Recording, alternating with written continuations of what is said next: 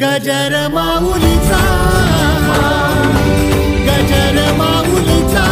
विटंबिले भट दिले पाठीवरी पाठ,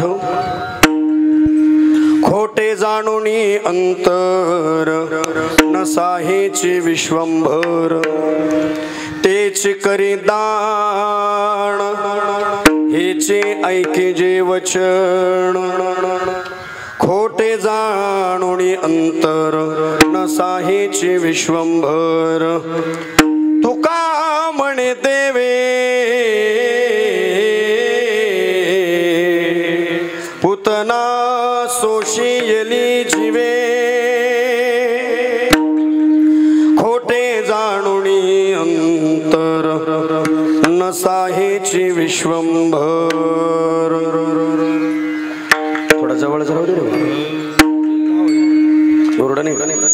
योऽन्त प्रविश्यमुवाच विमां प्रसुप्तां संजीवयत्यखिल शक्तिधर स्वधाम्ना.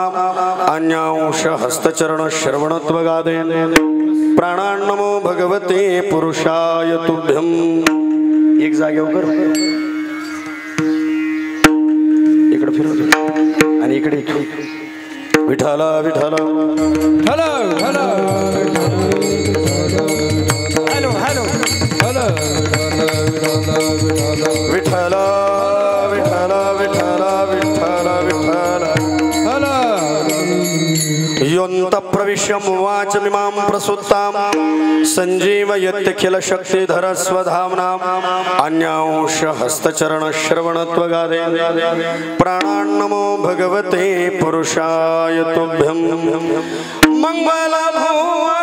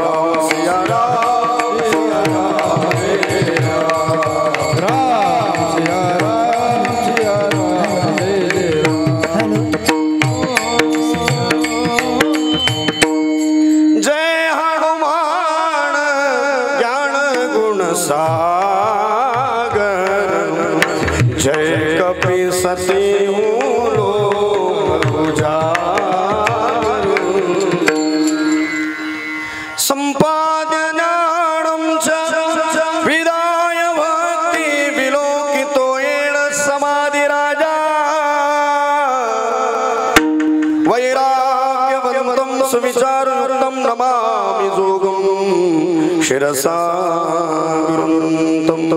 इंद्रायणी तरी धन्य देहुग्रा. तेथे जन्म घेतली सवे तुकया राम. अभंगाच्या चिंतने मोक्ष मुक्ती.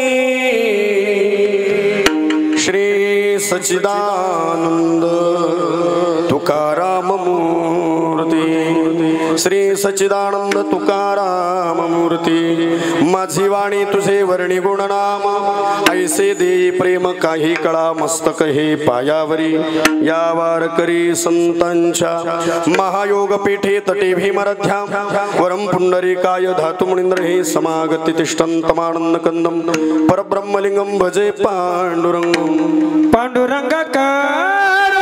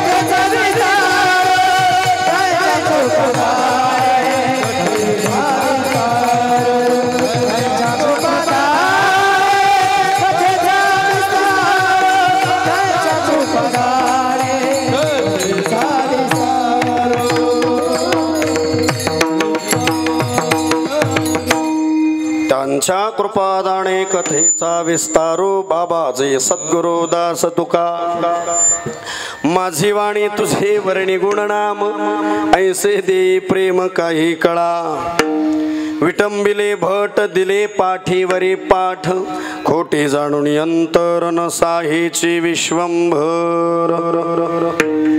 प्रस्तुत सेवेसाठी निवडलेला अभंग महान भगवद्भक्त संत हृदय सम्राट देवमान्य संत संत मान्य संत संत श्रेष्ठ श्री तुकाराम महाराज यांचा 4 चरणाचा अभंग. संत श्रेष्ठ श्री तुकाराम महाराजांच्या अभंग गाथेमध्ये अनेक प्रकारचे प्रकरण आहेत.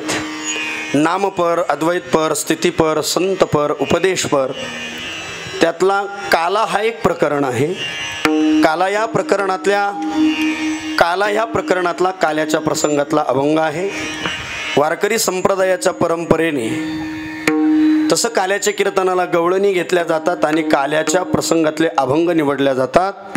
आजचा जो अभंग आहे स्पेशल आणि महत्वाकांक्षी काल्याचं वर्णन करणारा अभंग श्री तुकोबारायांचा समर्पणाला निवडला आहे. विठ्ठल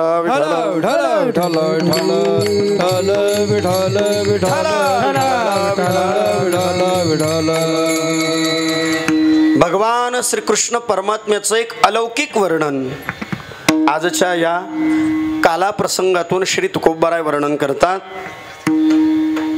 भगवंताची जी शाश्वत परंपरा आहे, देवाचं जे कर्तृत्व आहे ते देवाचं कर्तृत्व भक्ताला त्याची जाणीव व्हावी आणि मात्र देवाच्या भक्ती कर्तृत्वाची क्रांती किती विश्वामध्ये उज्ज्वल आहे त्या क्रांतीकडे पाहून विश्वाने समाजाने मात्र देवाला कसं जाणावं आणि कोणत्या तत्वाचा स्वीकार देव मान्य करत नाही. खोटे जाणून अंतर न साहीची विश्वंभर. या संपूर्ण अभंगाचं सार, अभंगाचं हे 2रं चरण आहे. प्रत्येक अभंगाला पार्श्वभूमी असते तसं या अभंगाला 2ऱ्या चरणाची पार्श्वभूमी आहे. असं देवाचं एक अलौकिक वर्णन आणि सर्वात्मक आणि सर्वज्ञतेचं वर्णन करणारा अभंग समर्पणाकरिता सुंदर गायलेला आहे, निवडलेला आहे. विठ्ठला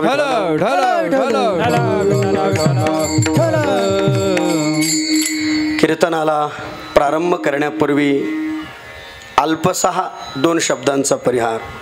तसं इथं अल्पसा होऊ शकत नाही पण तो अल्पसा करावा लागेल कारण संपूर्ण कीर्तनच परिहारातलं आहे. आपल्या माझ्या जन्मगावी श्री क्षेत्र केपाळनगर हा शब्द जरा एका वर्षातूनच मागच्या वर्षापासून अनुभवायला यायला लागला. महाराष्ट्रात फिरत असताना अनेक गावांना आपल्या येथे आपल्या गावी असं म्हणण्याची सवय आहे. भाग्य आहे आपलं सर्वांचं माझं की आपल्या जन्मगावी आजची ही काला या प्रसंगाची काल्याची कीर्तनाची सेवा गावातील ग्रामस्थांच्या मार्गदर्शनाने सर्व तरुणांच्या आज्ञेने ज्येष्ठांच्या आज्ञेने ही काल्याच्या कीर्तनाची सेवा मागील वर्षापासून एक आनंद वाटतो. सर्वतोपरी बाहेर फिरत असतानाचा अनुभव वेगळा आहे. अनेक आपल्या गावामध्ये हसत खेळत देवाचं वर्णन चिंतन करण्याचा आनंद तो काही वेगळा आहे. पाहुणं म्हणून एखाद्या शहरात गेलं की परक्याच्या घरात जरा उठताना बसताना जपूनच बसावं लागतं है की नाही. काही तर जेवण सुद्धा जपून करावं लागतं. चपात्या त्या छोट्या छोट्या राहतात, किती खावं इथून सुरुवात राहते. अलग लक्षात. म्हणून सगळ्याच गोष्टी मोजून मापून जपून त्यातल्या त्यात मुंबईला गेले होते फारच अवघड. छोटीशी घरं, आपल्याला मोठा पसारा लांबवायची सवय. तिथे गेल्यावर माणिक दादाला माहिती मुंबईची अवस्था. आणि म्हणून म्हणजे पण अगदी जवळच्या घरी गेलं की मोकळा वावर होतो. तसं बाहेर फिरत असताना जरा मोजून मापून तुलून बोलावं लागतं, तुलून चालावं लागतं. आणि मात्र सगळ्या गोष्टीतल्या पण मात्र आपल्या जन्मगावी एक मोकळा श्वास आनंदाने आजचं कीर्तन म्हणजे खेळीमेळीचं कीर्तन आहे. आलं का लक्षात. आणि ज्याचं वर्णन करायचंय तोही खेळीमेळीच आहे, त्याचंही चरित्र खेळीमेळीच आहे. म्हणून हा एक योगायोग आहे. विठ्ठला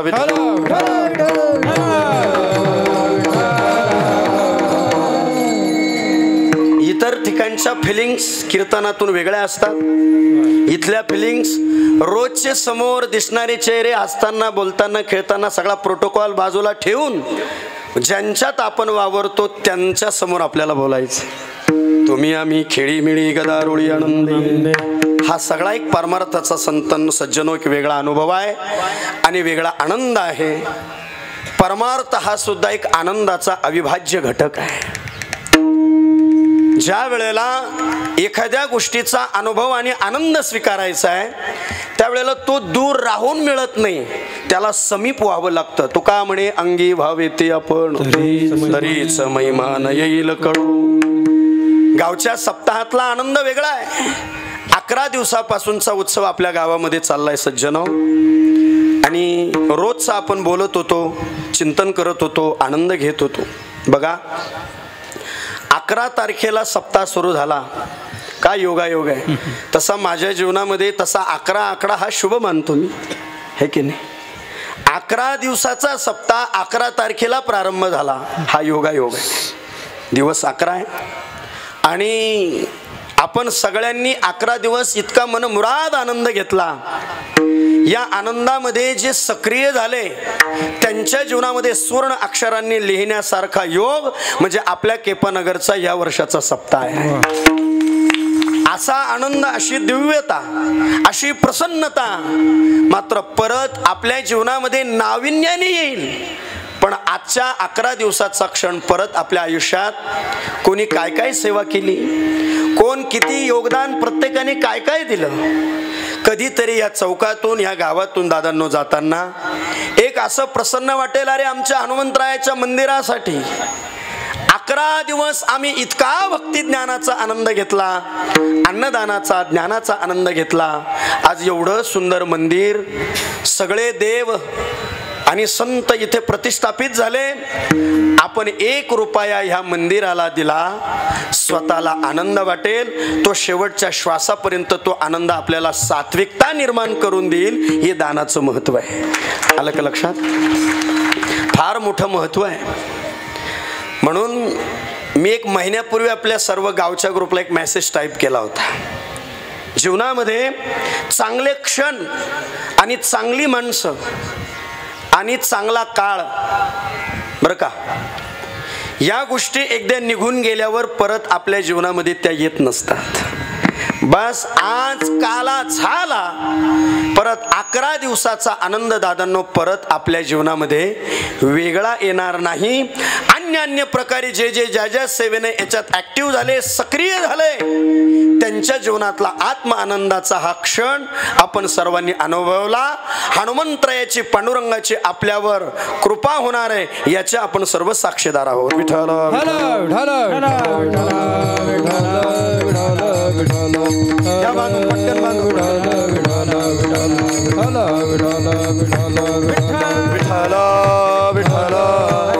पुंडलिक वरदा हरी विठ्ठल श्री ज्ञानदेव सद्गुरु जोग महाराज की, संत श्रेष्ठ भगवान बाबा की जय. विठ्ठल विठ्ठल विठ्ठल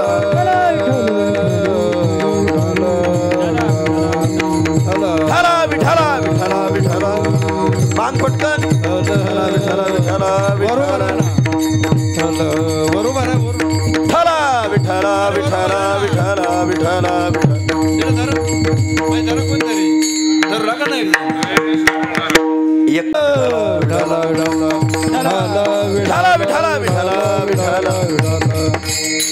सज्जनो, एवढा सुंदर सुवर्ण अक्षरांनी लिहिला गेलेल्या आणि स्मरणात राहणारा क्षण आज आपल्या अखंड हरिनाम सप्ताहाचा काला आहे आणि काल्याची सेवा आपण आज करत आहोत.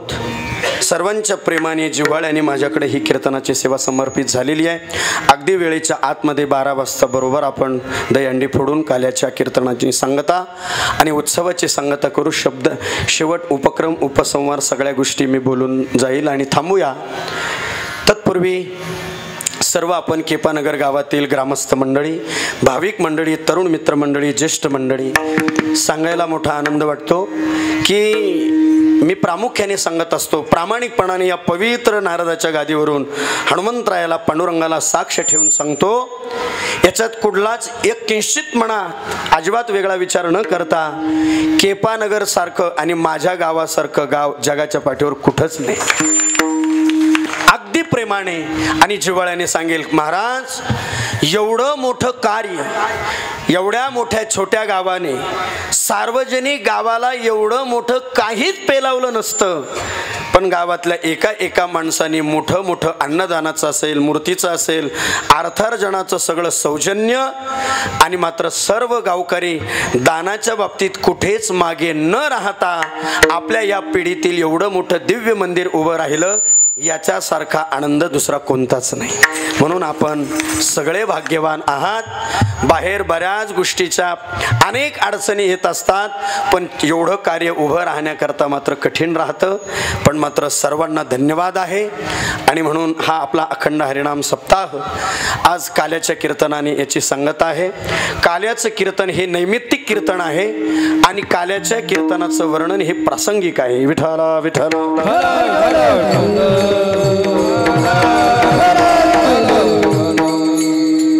अगदी वेळेत आपल्याला थांबायचं आहे. भगवान परमात्म्याचं चरित्र हे नवलात्मक चरित्र आहे. पण एक लक्षात घेण्यासारखं असं बरं का, कृष्ण चरित्राचं फक्त उच्चार आहे, मात्र त्याचा आचार नाही. आणि असं कोणत्या चरित्राचं उच्चारण करायचंय? ज्या भगवंताने गोकुळामध्ये जे चरित्र केलं त्याचा उच्चार आहे. चरित्राचे उच्चारावे, चरित्राचे उच्चारावे, चरित्राचे उच्चारावे, चरित्राचे उच्चारावे, चरित्राचे उच्चारावे,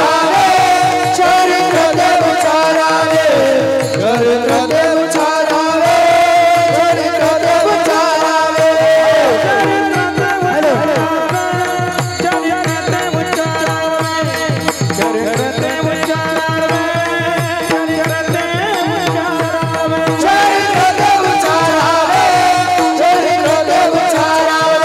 चरित्राचे उच्चारावे,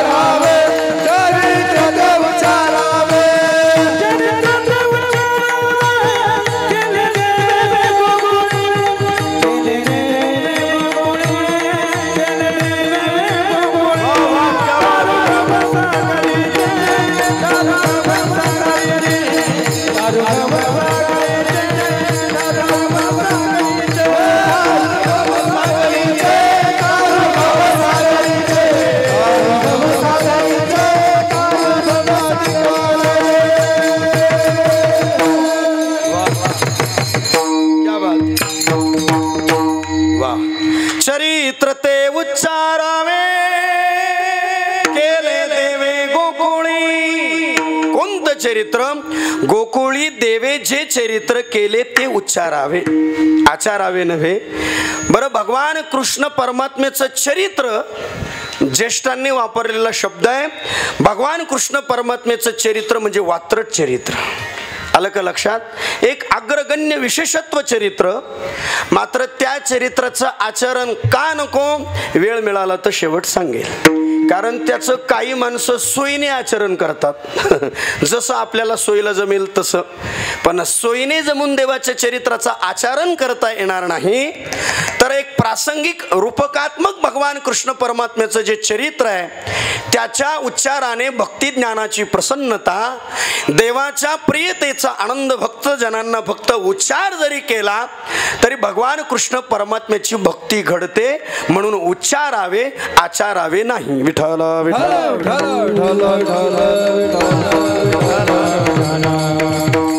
आणि म्हणून आजचं कीर्तन हे नैमित्तिक आहे.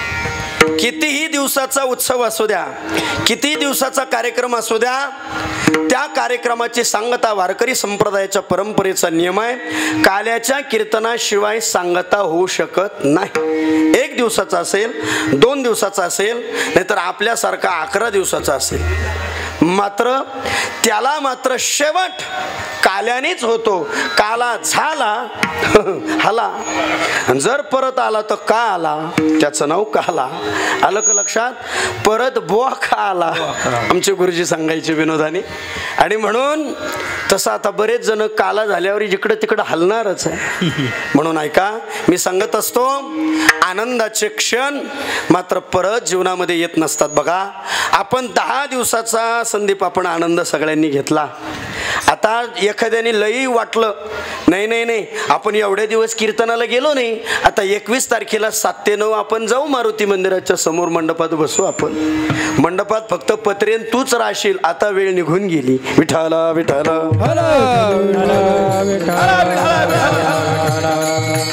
सुवर्ण क्षण आणि आनंदाचे क्षण सज्जनो कधी जातात ते कळत नाही. आमचे गुरुजी सांगायचे, अरे ज्ञानोबारायांचा पालखी सोहळा आळंदी ते पंढरपूर निघाला. कोट्या कोट्यावधी रुपयाचा व्यापार करणारे शेठजी माऊलींच्या सोहळ्याला गेले. ऐका, आनंदामध्ये व्यापी माणसं ज्ञानोबारायांनी म्हणावं, तुकोबारायांनी म्हणावं, देवा तुला शपथ आहे, आम्ही सर्वांगाने, मी सकाराम पाटील आहे, मी तुकाराम पाटील आहे, मी आमका आहे, हे सगळं विसरून ज्यावेळेला देवा तुझी भक्ती घडते ना, त्यावेळेला ही भक्ती तुला समर्पित होते. म्हणून देवाच्या आणि चांगल्या गोष्टीचा सुवर्ण क्षणाचा आनंद आपल्या जीवनामध्ये ज्यांनी ज्यांनी घेतला ना ते कसे आहेत पहा. आमचे गुरुजी प्रसंग सांगायचे, मोठा मोठा व्यापार करणारे माणसं आळंदी पंढरपूरच्या वारीला गेले. पुण्याला 2 दिवस मुक्काम झाला, सासवडला 2 दिवसाचा मुक्काम. अरे 4 दिवस झाले पंढरपूरची वारी माऊलींची निघाली. 1 दिवस सुद्धा तारीख आणि वार न विसरणारा शेठ ज्या वेळेला सासवडच्या मुक्कामात तंबूमध्ये ज्या वेळेला बसतो ना, मित्राला विचारतो, पाटील आज तारीख काय हो? अरे जो माणूस कायम तारीख न विसरणारा ज्ञानोबारायांच्या सुंदर सोहळ्यामध्ये तो तारीख विसरतो, याला भक्तीचा आनंद म्हणतात. आणि म्हणून जीवनामध्ये भक्तीच्या आनंदामध्ये तुम्ही सक्रिय होतात ना, त्यावेळेला तुम्हाला मी तू पण जाऊ दे दुरी एकची घोंगडी पांगरू हरी, हा भक्ती ज्ञानाचा आनंद आहे. विठ्ठल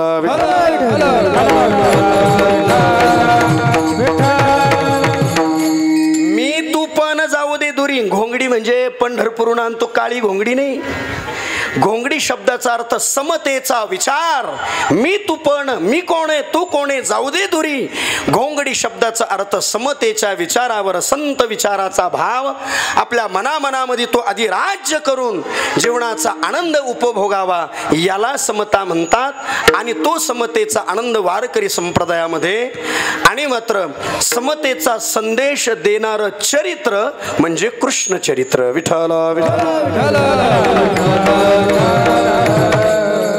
पण जरा समतेचा शब्द ऐकून घेताना जरा विचार करावा. आमच्या समतेवर कोणी शंका घेत असेल तर त्यांना बाजूलाच केलेलं आहे. कधी नाठाळाचे माथे हनुकाठी, सर्व धर्म समभाव आम्ही म्हणाल तसा, तुम्ही सांगाल तसा नाही. आलं का लक्षात? धर्म क्रांतीचा भाव जो संतांना मान्य आहे आणि तोच स्वतःच्या स्वार्थासाठी धर्माचे जुळवलेले गणित, आम्हाला तो सर्व धर्म समभाव मान्य नाही. विठ्ठल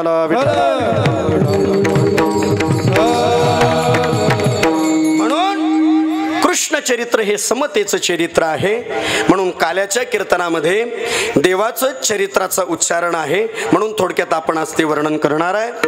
बघा, ज्या संत श्रेष्ठ तुकोबारांचा अभंग घेतलाय त्या देवाच्या लीलात्मक, देवाला खोटेरड्यापणाचं कार्य कधीही मान्य होत नाही. आपण वरवरून जरी देवाच्या भक्तीसाठी मात्र आपलं बेगडं स्वरूप असेल तर ते देवाला मान्य होत नाही. मग ते मान्य न करणारा कोणता अवतार तर तो कृष्ण अवतार आहे. कसा? बघा, त्या हस्तिनापूर म्हणजे आजचं दिल्ली शहर, तिथला पहिला शूरसेन राजा म्हणजे कंसाचा बाप शूरसेन राजा. त्या शूरसेन राजाला तसा तो थोडासा सात्विक विचारांचा होता. त्याच्या पत्नीची अवस्था गरोदर अवस्था. दोघं पती पत्नी जंगलामध्ये फिरायला गेले. गोड प्रसंग आहे, लक्षपूर्वक ऐका. देवाचा पहिला अवतार आणि नंतर देवाचं कार्य. ज्या वेळेला जंगलामध्ये शूरसेन आपल्या बायकोला फिरण्याकरता घेऊन गेला, राक्षसांची दृष्टी तिच्या गर्भावर पडली. आणि त्या राक्षसांची गर्भावर दृष्टी पडल्यानंतर एका महात्म्याने सांगितलं, राजा, अरे तुझ्या पोटी जे पुत्र संतान होणार आहे राजा, ते राक्षस म्हणून जन्माला येईल, कारण राक्षसांची दृष्टी गर्भावर पडली. आणि हे सगळं सांगितल्यावर काही काळाने त्या शूरसेनाची बायको प्रसूत झाली आणि त्याला मुलगा झाला. त्याचं नाव कंस मामा. आलं का लक्षात? कंसाचा जन्म झाला. त्याला असं वाटलं हे फार जरा कठीण आहे, हे जर असंही राक्षसी प्रवृत्तीचं निघणार ना.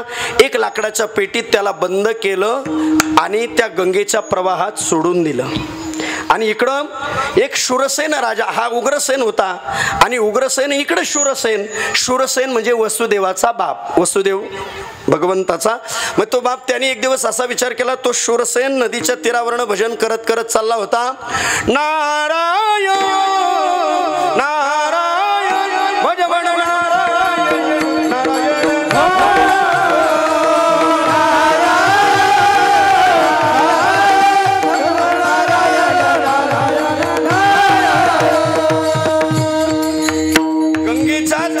भजन करता करता चालला आणि त्याला लाकडाची पेटी सरोवरात दिसली.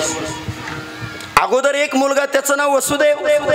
ती पेटी घेतली आणि उघडली, त्याच्यात सुंदरसं हे बालक दिसलं. आनंद वाटला. अरे भगवंताचा प्रसाद आहे, आपल्याला एक मुलगा आहे आणि हाही दुसरा देवानी प्रसाद म्हणून दिला. तो घेतला आणि घरी गेला आणि वसुदेवाला सांगितलं, बाळा जसं तू माझं बाळ आहे, जसा तू छोटा आहे, तसं आजपासून तुला मित्र म्हणून, तुझा भाऊ म्हणून हा तुझ्या बरोबर राहील. वसुदेव आणि कंस बालपणाचे मित्र. हळूहळू हळू दोघं जण वाढायला लागले. शूरसेन आणि उग्रसेनाचं दोघांचं राज्य भिन्न भिन्न चाललेलं. एक दिवसचा प्रसंग असा झाला, नारदाची भेट कंसाला झाली आणि सांगितलं, काही महात्म्यांनी सांगितलं, अरे तू एवढ्या स्वाभिमानामध्ये ज्या घरामध्ये इथं राहतो ना, हे घर तुझं नाहीये, तू फार मोठ्याचा बेटा आहे. म्हटले तू राजा आहे दिल्लीचा, हस्तिनापुराचा. म्हटले तुझं घर ये नाही, तू जा तुझ्या बापाकडे, तुझ्या बापाचं नाव आहे उग्रसेन. कंसाला कळालं. कंस म्हटला, मग पप्पानी मला दुसरीकडे काढ, हॉस्टेलला टाकलं होतं का काय? लक्षात आलं. आनंद, खूप दुःख झालं, वाईट वाटलं त्या कंसाला. आपल्या बापाकडे गेला. ज्या वेळेला उग्रसेनाकडे गेला कंसाने सगळं विचारलं, बाबा असा काय अत्याचार माझ्यावर केला बाबा? त्यावेळेला उग्रसेनाला उत्तर देता आलं नाही. आग्रहास तो आपल्या बापाचा मुकुट स्वतःच्या डोक्यावर घेतला आणि उग्रसेनाला कारागृहामध्ये बंद करून टाकलं आणि तिथून पुढे राज्य कंसाने स्वीकारलं. हळूहळू हळू मात्र त्याची जी बहीण होती देवकी, ती देवकी उपवर होण्याच्या काल प्रवासामध्ये होती. त्याने विचार केला, अरे आपली बहिणी उपवर होण्याकरता आली रे, आता आपल्या बहिणीचा विवाह कोणासोबत करावा? मनात विचार आला, अरे बालपणाचा मित्र आपला वसुदेव, वसुदेवाला आपली बहीण देऊन टाकू. प्रसंग सर्वांना माहिती आहे. आणि मग वरात निघाली. आपल्या बहिणीला सांगितलं, म्हटले देवकी तुझा विवाह माझ्या मित्रासोबत वसुदेवासोबत लागणार आहे, लग्नाची तयारी करा. वरात निघाली आणि सुंदर सजावट करून, कंसाच्या अंतःकरणामध्ये एवढी दूरदृष्टी होती, एवढा आनंद होता की आपल्या बहिणीचा विवाह थाटामाटात करू. वरात चालली, रथयात्रा निघाली आणि जाता जाता तेवढ्यात त्या वरातीच्या प्रसंगातून कंसाचं मन इतकं शुद्ध होतं, कुठलाच क्लिष्टपणा अगोदर मनामध्ये नव्हता. वरात निघता क्षणी बरोबर संध्याकाळच्या 8 वाजेच्या वेळेला जोरदार अशी आकाशवाणी झाली, कंस अरे तू मात्र जिची वरात घेऊन निघालास तुझ्या बहिणीची, अरे लग्नानंतर हिला 8 मुलं होतील आणि जो 8वा मुलगा होईल ना, तो तुझा काळ म्हणून जन्माला येईल. तो मात्र तुला यद्गत्वान निवर्तन्ते, तुला मारणारा काळ जन्माला येणार आहे. हिची जरी तू आनंदाने वरात काढणार असेल तर अवघड आहे, कठीण आहे. असं ऐकलं महाराज. कंसाने विचार केला, एवढ्या आनंदाने लग्नाला सुरुवात केलं आणि हिच्या पाठून म्हणजे भाचाच आपला काळ. कुठलाच कंसाने विचार न करता घेऊन या खडखड मारायला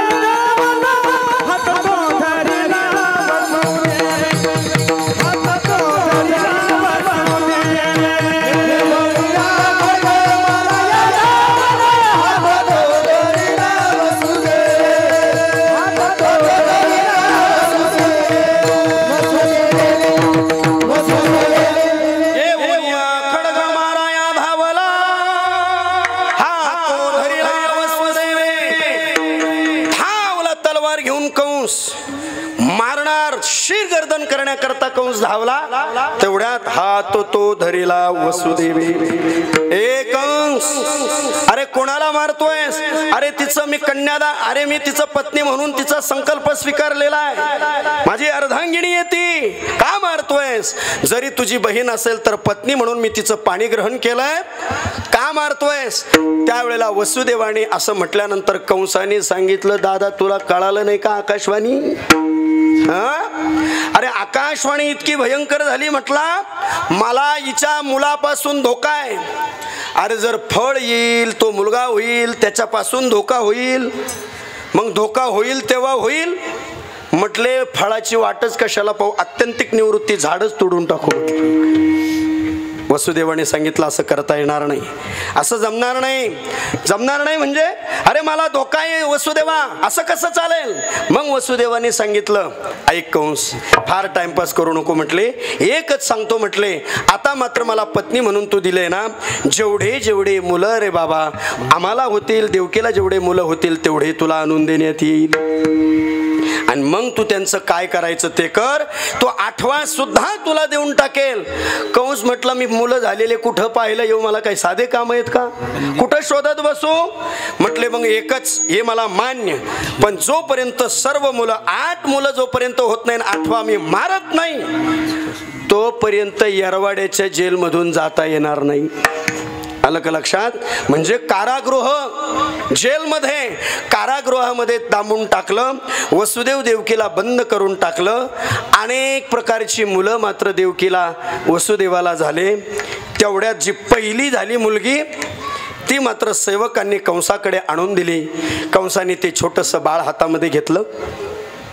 कंसाने विचार केला, अरे 8व्यापासून आपल्याला धोका आहे ना, का बालहत्या करावी? सात्विकता निर्माण झाली कंसाच्या मनात. प्रसंग छान आहे, लक्षपूर्वक ऐका. अरे छोटस बालक, जाऊ द्या, दयाग्र अंतकरण निर्माण झालं. आणि तुम्हाला एक चिंतन सांगून जातो, ऐका. ज्या वेळेला माणसाच्या अंतकरणामध्ये कुठल्याही प्रसंगात दया निर्माण होते ना, समजावं ते आपल्या पुण्याची पावती आहे, आपल्या पुण्याची पावती आहे. राक्षसी प्रवृत्तीच्या माणसाच्या मनात कधीच दया निर्माण होत नाही. आणि जिथे दया आहे, जिथं क्षमा आहे आणि जिथं शांती आहे, तिथं साक्षात भगवंताचा वास आहे. महाराज, दया क्षमा शांती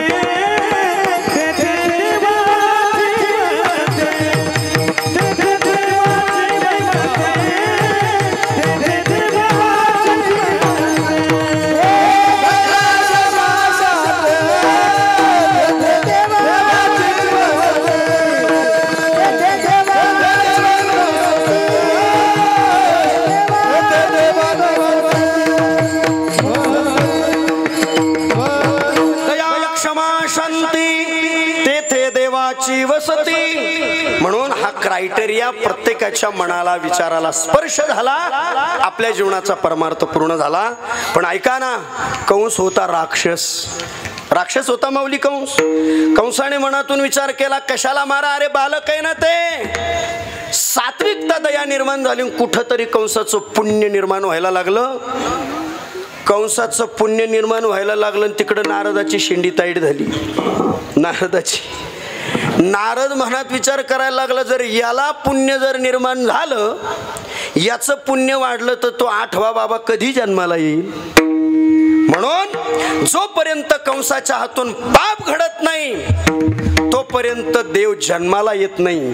यदा यदा हि धर्मस्य ग्लानिर्भवति भारत अभ्युत्थानम धर्मस्य तदात्मानं सृजाम्यहं परित्राणाय साधूनां विनाशाय च दुष्कृता धर्म संस्थापनार्थाय संभवामि युगे युगे.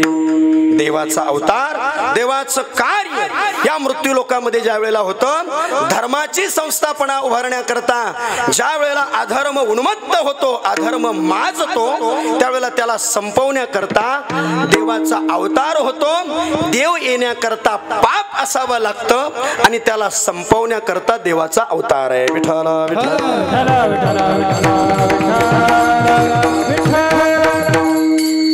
नारदाला टेन्शन वाढलं.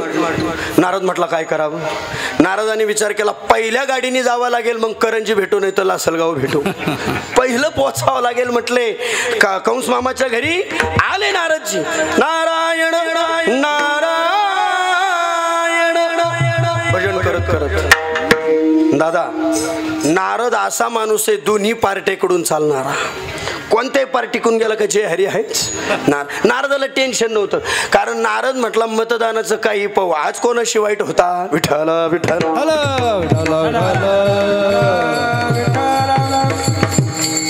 कंसाकडे नारद गेला आणि जे स्वागत जोरात झालं नारदाचं. जय हरी. कंसाने जय हरी घातला नारदाला. काय म्हटले जय हरी. काय नारदा बहुता दिवसा फेरा आहा या नगरा. अहो नारदजी फार दिवसातून येणं केलं. कसं येणं केलं. काय येणं केलं म्हटले. कंस मामा तुम्हाला कळत नाही म्हटले. अहो म्हटले तुम्हाला तर एवढा मोठी आकाशवाणी झाली, तुम्हाला एवढा मोठा संकेत मिळाला. म्हटले बरोबर आहे ना नारदा. मग काय 8व्या पासून तुमचा मृत्यूमय हे पहिलं बाळ का सोडलं देवकीचं, मारून टाका ना. कंसाने सांगितलं अरे नारदा 8व्या पासून आहे ना बाबा, मग पहिलं का मारा. नारद म्हटलं तीच गडबड आहे म्हणूनच मी आलो. तीच गडबड आहे. कशासाठी आलो म्हटले. त्याचं कारण असं आहे म्हटले. कंसा आता मला सांग 8वा म्हणजे संख्येने मोजलं तर कोणताही 8वा येऊ शकतो. आता हे 5 बोट आहे. अंगठ्यापासून सुरुवात केली 1 2 3 4 5. 1 नंबरला अंगठा आला. आणि करंगळीपासून जर मोजायला सुरुवात केली तर अंगठा शेवट सुद्धा येऊ शकतो. मग कंसा तुला एवढंही कळत नाही का म्हटले. जर 8वाच पहिला म्हणून जर आला आणि जर तुझं जर काम केलं तर करतो काय टाक मारून.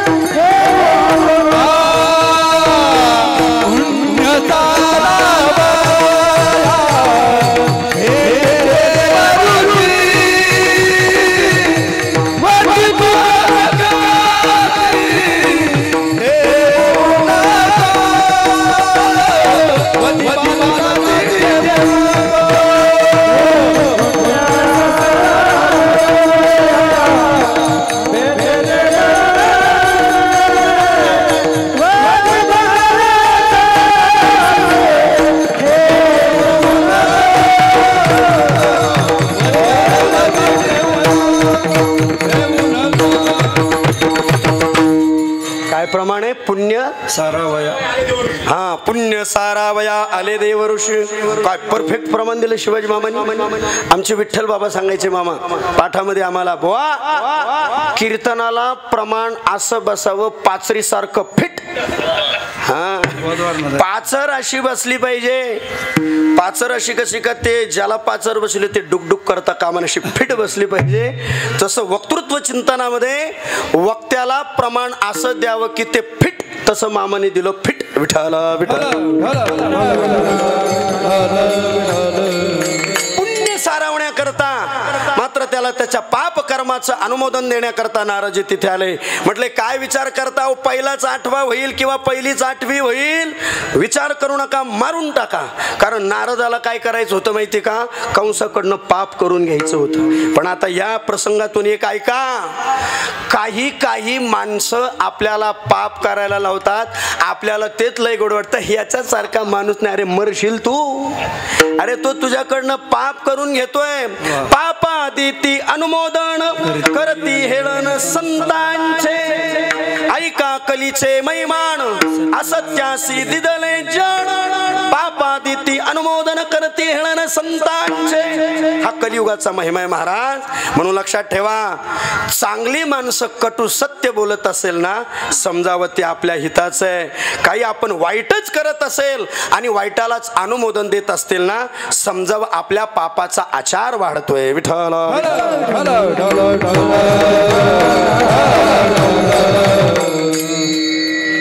कंसाकडनं पाप करून घ्यायचं होतं नारदाला. कंसाने सांगितलं नारदजी तुम्ही म्हणाल तसं आताच मारुती अर्ध्या डोक्याचं होतं ते. कारण राक्षस होता ना काही अडचण नाही म्हटला. आणि राक्षस अर्ध्या डोक्याचे असतात. हे राक्षसांचं चाललं. आणि कारण जर त्यांना पूर्ण डोकं झालं असतं तर ते संत झाले असते, आहे का नाही? म्हणून अर्ध्या डोक्याचे राक्षसच विठाला विठाला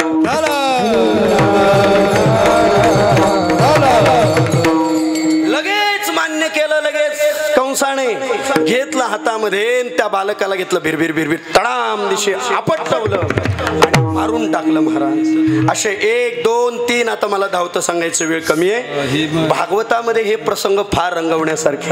आमच्या ज्यावेळेला भागवत कथेमध्ये म्हणजे कृष्ण अवताराची कथा म्हणजे 3 तास फक्त जन्म सांगतो आपण. विठाला विठाला झालं. 6 5 4 सगळे मारले, 6वं मारलं. आणि आता 7वं म्हणजे योग माया.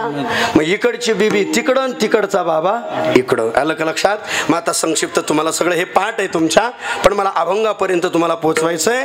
आणि मग ज्या वेळेला 7वी योग माया तिकडे रोहिणी मातेच्या गर्भामध्ये बलरामजीच्या रूपाने, आणि मग मात्र 8वा अवतार शांताकार भुजग शयनम पद्मनाभम सुरेशम विश्वाधार गगन सदृशम मेघवर्णम शुभांगम लक्ष्मीकांतम कमलनयनम योगी वीरध्यानगम्यम राजस कुमार मदनाचा पुतळा रवी शशी कळा लोपलिया. सुंदर 8वा अवतार वार बुधवार अष्टमी तिथी रात्री 12 वाजता मंद मंद मंद मंद पाऊस पडतोय आणि ब्रजमंडलामध्ये हाहाकार झाला. अरे देवांना, ऋषींना, फुलींना, फळांना, वेलांना, पक्ष्यांना, साधू संत मुनी सर्वांना आनंद झाला. आणि दुपारी रात्री 12 वाजता अष्टमी तिथी वार बुधवारी साक्षात परब्रह्म कृष्ण परमात्म्याचा मात्र गोकुळामध्ये कारागृहामध्ये अवतार झाला. गोपाल कृष्ण भगवान. पण ऐका ना, हा बाबा आईच्या पोटी जन्माला आला बरं का अहमदच भाऊ, पण आला तर आला बाप म्हणून जन्माला आला. आता पोरग जन्माला आले होते बारीक येतं ना, हा बाप म्हणून. शांताकारम भुजगशेनम ससंग चक्रम सकिरीट कुंडलम सपीत वस्त्रम सरसुरे हेक्षणम पाणव महासाय कचारु चापम नमामि रामम रघुवंशनाथम. जसं देवाचं व्यापकत्वपणाचं वर्णन तसं कृष्ण अवतार 12 वर्षाच्या वयात देव प्रगट झाले. जन्माला आल्यानंतर मोठं रूप धारण केलं. देवकी तर असंच पाहायला लागली. देवकी माता म्हटली, बाळा तू बाप म्हणून जन्माला आला का पोरगा म्हणून जन्माला आला? हे काय केलंयस? आई मला पुढचं सगळं सांगायचं एवढं सांगतो आणि माझ्या कामाला लागतो म्हणे. सांगितलं एक काम करा बाबा. वसुदेवांना सांगितलं, देवकी मातेला सांगितलं, आई बाबा एक काम करा, आता मी बाळ रूपामध्ये येणार आहे. कंसाचं मर्दन करण्याकरता झालेला अवतार कृष्ण अवतार आणि आईच्या प्रेमासाठी झालेला अवतार म्हणजे कृष्ण अवतार आहे. आईचं प्रेम वात्सल्य भावाने देवकी नेवाहिला, यशोदेने पाळीला. अरे यशोदेने पाळीला म्हणजे आईचं प्रेम भगवान परमात्म्याला वात्सल्य भावाने पाहिजे होतं. म्हणून कधीही लक्षात ठेवा, आईच्या प्रेमासाठी झालेला अवतार म्हणजे कृष्ण अवतार. विठ्ठल.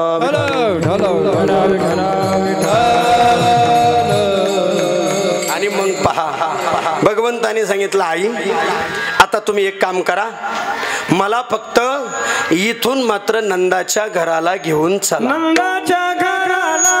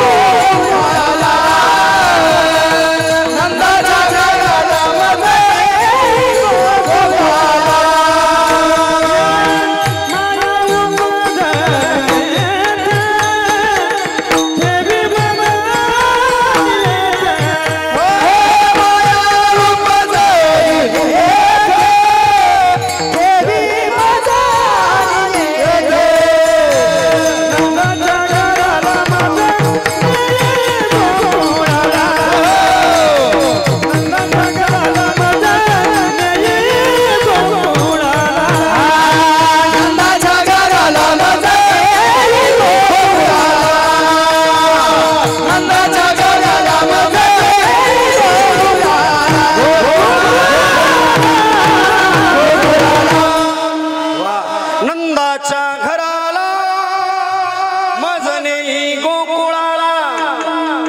सांगण्याकरता बाबा मोठा झाला होता. आई मला घेऊन जा, बाबा घेऊन जा. आता वसुदेव असते, वसुदेवजी म्हणले पिंटे अरे हे कसं शक्य आहे बाबा, अरे आमच्या पायाला साखळ दंड आहे ना बाबा, कसं घेऊन जाता येईल पलीकडे. त्यावेळेला भगवंतानी जो सिद्धांत सांगितलाय तो ऐका, तो फार सुंदर आहे आणि या पूर्ण प्रसंगातला तो सिद्धांतच आहे. भगवान म्हणले वसुदेवजींना, बाबा ज्याने मला स्वीकारलं ना त्याचे बंधनच तुटून जातात. आलं का लक्षात? फक्त माझ्या जवळ या, बाहेरून फक्त निंदा करू नका. वारकरी शेण, वारकरी तर शेण, ते तर सण, हे पाहू नका. कधीतरी त्यांच्यात मध्ये ऍक्टिव्ह होऊन पहा, सक्रिय होऊन पहा. अरे साखर गोड आहे, गुळ गोड आहे, खाल्ली म्हणून न खाता सांगता येते गोड आहे. ज्या वेळेला एखाद्या गोष्टीचा अनुभव नाही त्याच्यात सक्रिय होऊन पहा, त्याच्यात काय आनंद आहे, ही अध्यात्माची ताकद आहे. विठ्ठल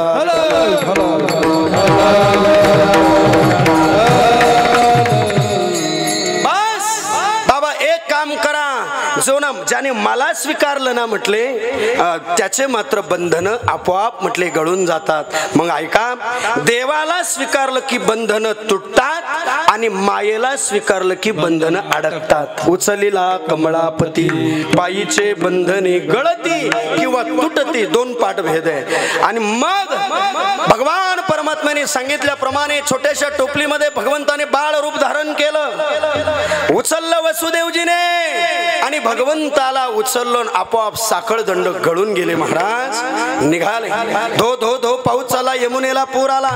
आणि मात्र पलीकडे गोकुळात भगवान कृष्ण कन्हैयाला घेऊन वसुदेवजींना जायचं, पण वसुदेवजींनी विचार केला नाही. म्हटले चला, चालता चालता चालता कमरेवर पाणी, पोटापर्यंत पाणी, अरे छातीपर्यंत पाणी आलं. आणि मग मात्र आता ऐका बरं का, तुम्ही देवाचे झाले ना, टेन्शन आपण घ्यायचं नाही, टेन्शन त्याला राहत. टेन्शन घ्यायचं नाही, होईल का पार, होईल का सण, मग कसं काय व्हायचं, आपोआप होतं ते. आलं का लक्षात? ते पूर्ण करण्याचं काम मामा परमात्म्याचं आहे. विठाला विठाला. फक्त एक सांगू का तुम्हाला, तुमचे संकल्प सत्य पाहिजे. आलं का लक्षात? संकल्प सत्य ठेवा. तुमच्या कार्याला, तुमच्या कर्तृत्वाला, तुमच्या संकल्पाला जर भ्रष्टाचाराचं ग्रहण लागलं ना, मग मात्र देव तुम्हाला संपवण्याकरता सहाय्य होत असतो. आलं का लक्षात? संकल्प सत्य असू द्या, संकल्प पवित्र असू द्या, तुम्ही फक्त संकल्प सत्य करा. दातृत्व भावाने पूर्ण करण्याचं काम मात्र परमात्मा करत असतो. सत्य संकल्पाचा दाता नारायण. संकल्प सत्य ठेवा, पूर्ण करण्याचं काम परमात्मा करतो. अरे आता वसुदेवजी घाबरत नाही, वसुदेवजीने टेन्शनच घेतलं नाही. मग एवढी यमुना वाहत चालली, आता मला पलीकडे जायचंय, मधून जायचंय, काय करावं. वसुदेवजींना माहिती होतं, जरी माझा बाळ माझ्या पोटी जन्माला आलाय ना, तो जगाचा बाप आहे. आलं का लक्षात? तो पाहून घेईल काय करायचंय. चालले. मग भगवान कृष्ण परमात्म्याने विचार घेतला, यमुनेला सांगितलं, यमुने माझ्या पप्पाला काय तुला मारायचा विचार आहे का काय? अरे पलीकडे जायचंय ना त्यांना. आता मला सांगा इथे बाबा, यमुनेचं देवाचं काय नातं आहे? यमुनेचं देवाचं नाही नाही नाही, यमुना देवाची बायको आहे. विठाला विठाला पत्नी आहे, भागवतात वर्णन येते. आणि मग ज्या वेळेला यमुनेने विचार केला, यमुना मातेने सांगितलं, भगवान परमात्मा म्हणायला लागले, यमुने माझ्या पप्पाला पलीकडे जायचंय आणि जर तू दुभंगली नाहीस तर पलीकडे कसं जायचं? मग यमुनेला एकच अपेक्षा होती, देवा मला तुमच्या बाबाला मारायचं नाही, मला तुमचं दर्शन घ्यायचंय, मला तुमचं दर्शन घ्यायचंय. म्हटले असं का? मग तर भगवान म्हटले दर्शन घ्यायचं, मग म्हातारा गेलाच म्हटले. मग एक तर मी पाठीत छोटं स्वरूप आणि पाया पडायचं म्हणले, तुला त्या पाठीच्या वर यावं लागेल. भगवान म्हटले टेन्शन घेऊ नका. मग देवाने पाय बाहेर काढला आणि अंगठा वाकवला, तुडुंब भरलेली यमुना. आणि त्या यमुनेला मात्र भगवंताने अंगुष्टाचा स्पर्श केला.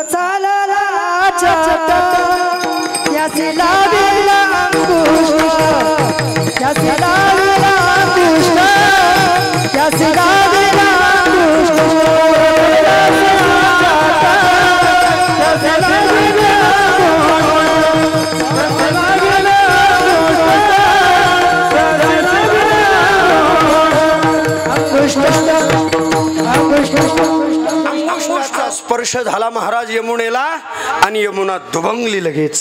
आणि मग वसुदेवजी पलीकडे गेले. आणि मग आता काय झालं, रात्रीची 1:30-2 वाजेची वेळ, 12ला जन्म झाला, मधला कार्यक्रम 2-2.5 तासाचा झाला. आणि मग भगवान परमात्मा तिकडे पोहोचले. आणि मग महाराज रात्रीची वेळ, काळोख रात्र, इकडं मात्र पाऊस होता, इकडं मात्र शांतता झाली. आणि मग तेवढ्यात नंद बाबाच्या वाड्यामध्ये भगवंताने प्रवेश केला. आणि मग महाराज या बाबाला तिथं ठेवलं आणि मायेला तिथून उचललं. वसुदेवजी परत आले, कारागृहात गेले, मायेला स्वीकारलं, साखळ दंड बंधन अडकले. आलं का लगा, लगेच बंधनामध्ये अडकल्या गेले. म्हणून मायेला स्वीकारलं की बंधनं अडकतात, देवाला स्वीकारलं की बंधनं जातात. आणि मग महाराज सकाळ झाली आणि सकाळ होता क्षणी सगळ्या गवळणी म्हणायला लागल्या, अरे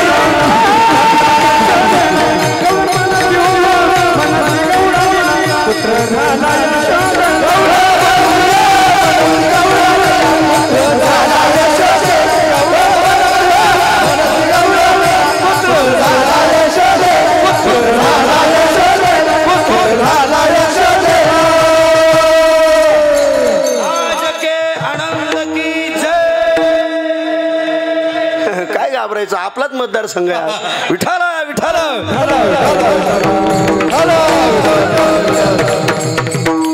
त्याच्यामुळे आमचे पांडवनानं मोकळे खोलायला लागले.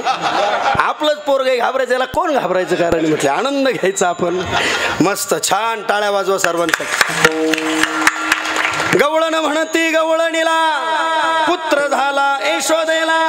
सगळी लगबग झाली, चर्चा सुरू झाली. आणि पाहता क्षणी प्रत्येकाला आता तुमची परीक्षा, शब्द आला की गवळण झाली पाहिजे. आणि मग त्या क्षणात सगळ्या गोपींना आनंद झाला. नंद बाबाला आता तिकडे ब्रजवासी ब्रजमंडलातलं एक वाक्य बरं का, नंद बाबा तिकडे त्या गोशाळेमध्ये बसलेले होते. 65 वर्षाचं वय. मनात असा विचार चालला, अभि तो भयो नाही, म्हणजे अजून तर झालं नाही अजून. अरे एवढ्या दिवसाचं पोटी बाळ जन्माला व्हावं, तेवढ्या नंदा सुनंदा. आणि त्यांनी सांगितलं. आणि मग ती आनंदाची बातमी पसरली. सगळ्या गोपींना गवळणीनं कळालं. गवळण म्हणती गवळणीला पुत्र झाला यशोदेला. सर्व जमा झाल्या. आणि जमा होता क्षणी त्यांनी पाहिलं, म्हटले अरे काय सुंदर रूप आहे, म्हटले काय सावळा आहे. आणि तो पाहता क्षणी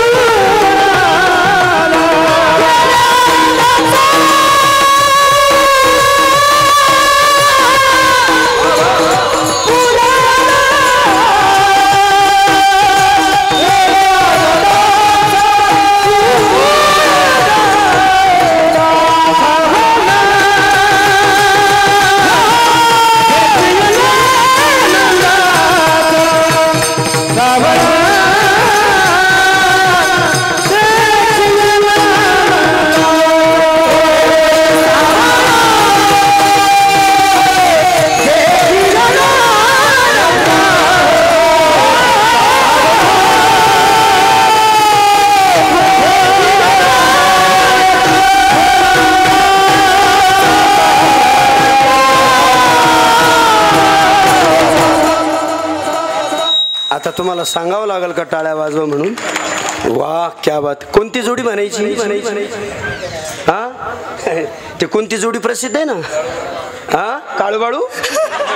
हा काय म्हणले नाना? हा वा क्या बात आहे. विठाला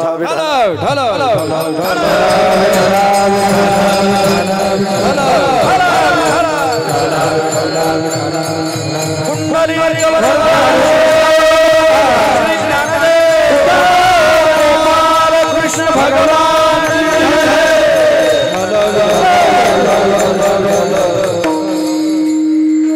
आदरणीय आपल्या तालुक्याचे युवा नेते उदयजी भाऊ सांगळे, भाऊंच्या पत्नी सौभाग्यवती शीतलताई सांगळे यांचं आपल्या अखंड हरिनाम सप्ताहाला भेट देण्याकरता शुभागमन झालेलं आहे. टाळ्या वाजून ताईंचं सर्वांनी स्वागत करायचं आहे.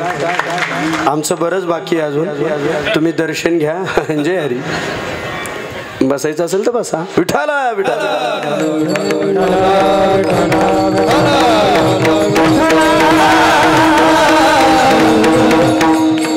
ताईंचं स्वागत करा, सत्कार करा.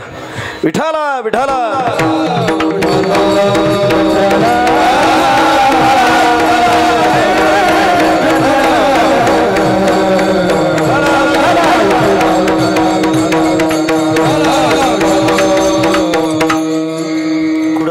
आपलं सावळा देखीला नंदाचा तेने आनंदाचा पुराला.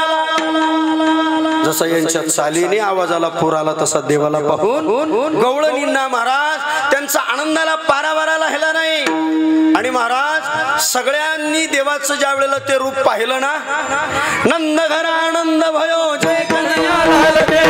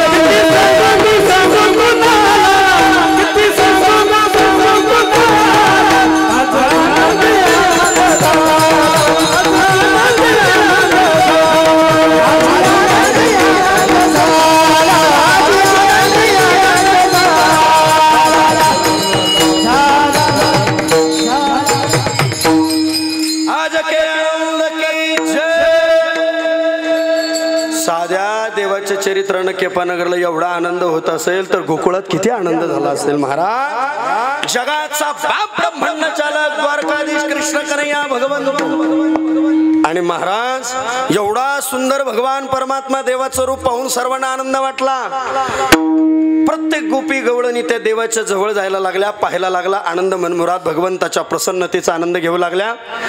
काही काही गोपी तर म्हणायला लागल्या देवाकडे पाहिल्यावर त्यानं माझं तर चित्तच वेधून घेतलं. पाहिला पाहिला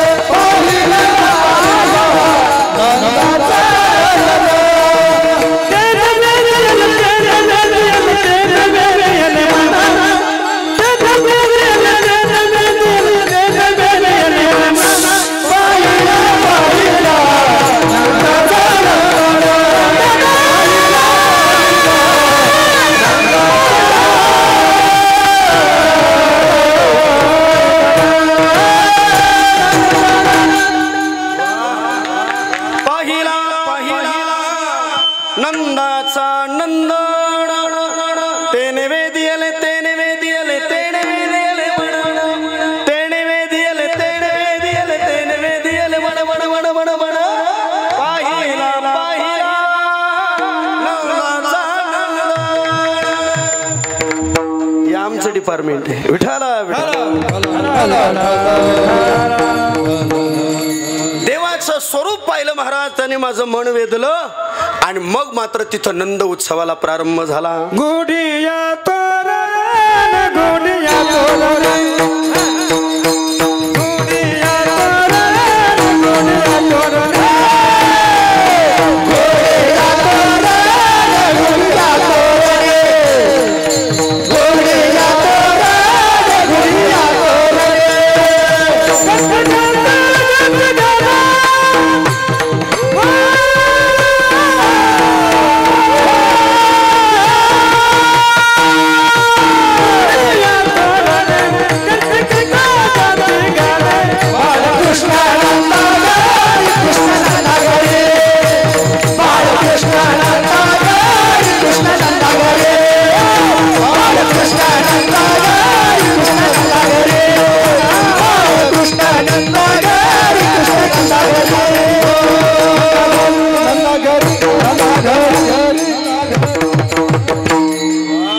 रघुनाथ बाबासाठी टाळ्या वाजवा.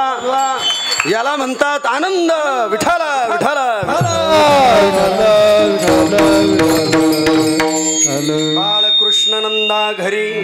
आणि महाराज सगळ्या गोष्टी सगळ्या गोप गवळणी सर्वांना आनंद झाला. नंद उत्सवाला प्रारंभ झाला. गुडिया तोरणे करती कथा गाती गाणे.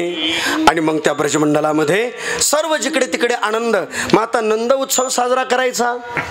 मग त्याच्यामध्ये सगळ्या गोपी गवळणी तेवढ्यात काय गडबड झाली माहिती का? तो नंद उत्सव चालू होता आणि एक 95 वर्षाची गोपी जरा गावाला गेली होती बाहेर. आणि तिला हे सगळं 2-3 दिवसाच्या प्रकरणानंतर मात्र इकडं नंद उत्सव चालला. नंदबाबाच्या वाड्याच्या बाहेरून चालली. आता 95चं वय म्हणजे एकही दात नाही, म्हणजे स्पीड ब्रेकरच नाही ना तोंडात, अजिबात काहीच नाही. तेवढ्यामध्ये तिनं त्या दाराच्या नंदबाबाच्या वाड्याच्या बाहेर उभं राहून, दादा तिथं उभं राहून बाहेर उभी राहिली आणि एका गोपाळाला विचारलं, गोपाळा अरे कसली रे दाटी, कसली गर्दी, काय आनंद, इतका उत्सव कशाचा? ते सगळं माखन मिश्री सगळे लुटायचा कार्यक्रम चाललेला होता. सगळे फेकून आनंद घेऊन सगळे खात होते. त्याच्याकडे एवढा माखन मिश्रीचा गोळा होता. तो असा गोल गोल करत होता. म्हातारीला तोंडाने सांगायचं तर तो गोळा घेतला आणि म्हातारीच्या तोंडावर फट दिशी फेकला आणि कुठलाच गतिरोधक नसल्यामुळे तो सटकन पोटात गेला. आणि मग पोटात तो लोण्याचा गोळा गेल्यानंतर ती म्हातारी परत विचारायला लागली, अरे गोपाळा काय? तो गोपाळ म्हणायला लागला, तुला अजूनही कळालं नाही का काय? अरे म्हटले नंदाच्या घरी बाळ जन्माला आलाय, साक्षात परब्रह्म जन्माला आलाय, त्याचा हा नंद उत्सव आहे. माखन मिश्रीचा गोळा तुला मिळाला ना, हे तेच आनंदाचं प्रतीक आहे. विठ्ठल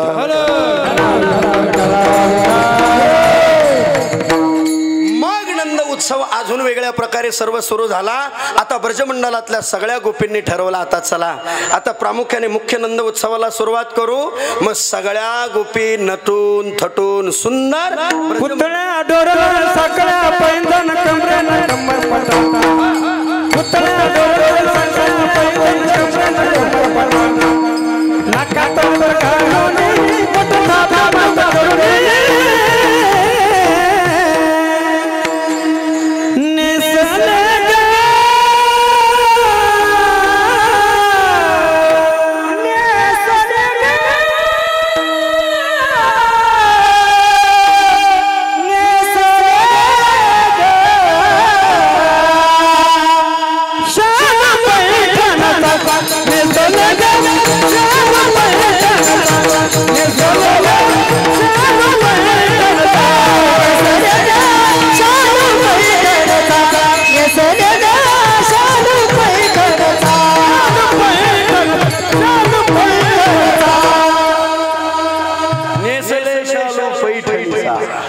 लक्षात. सर्व गोपी गवळणी नटून थटून आल्या. नंद उत्सव प्रारंभ झाला. सर्व आनंद झाला. मग आता पुढे पहा. असा नंद उत्सव होता होता होता 1 महिना झाला. आणि मग पुढे पण त्याचं असं कारण सांगितलं श्रीमद भागवतामध्ये संत रूपाने. पण त्याच्या अगोदर असं झालं, आता कंसाने आपत्कालीन मीटिंग बोलवली.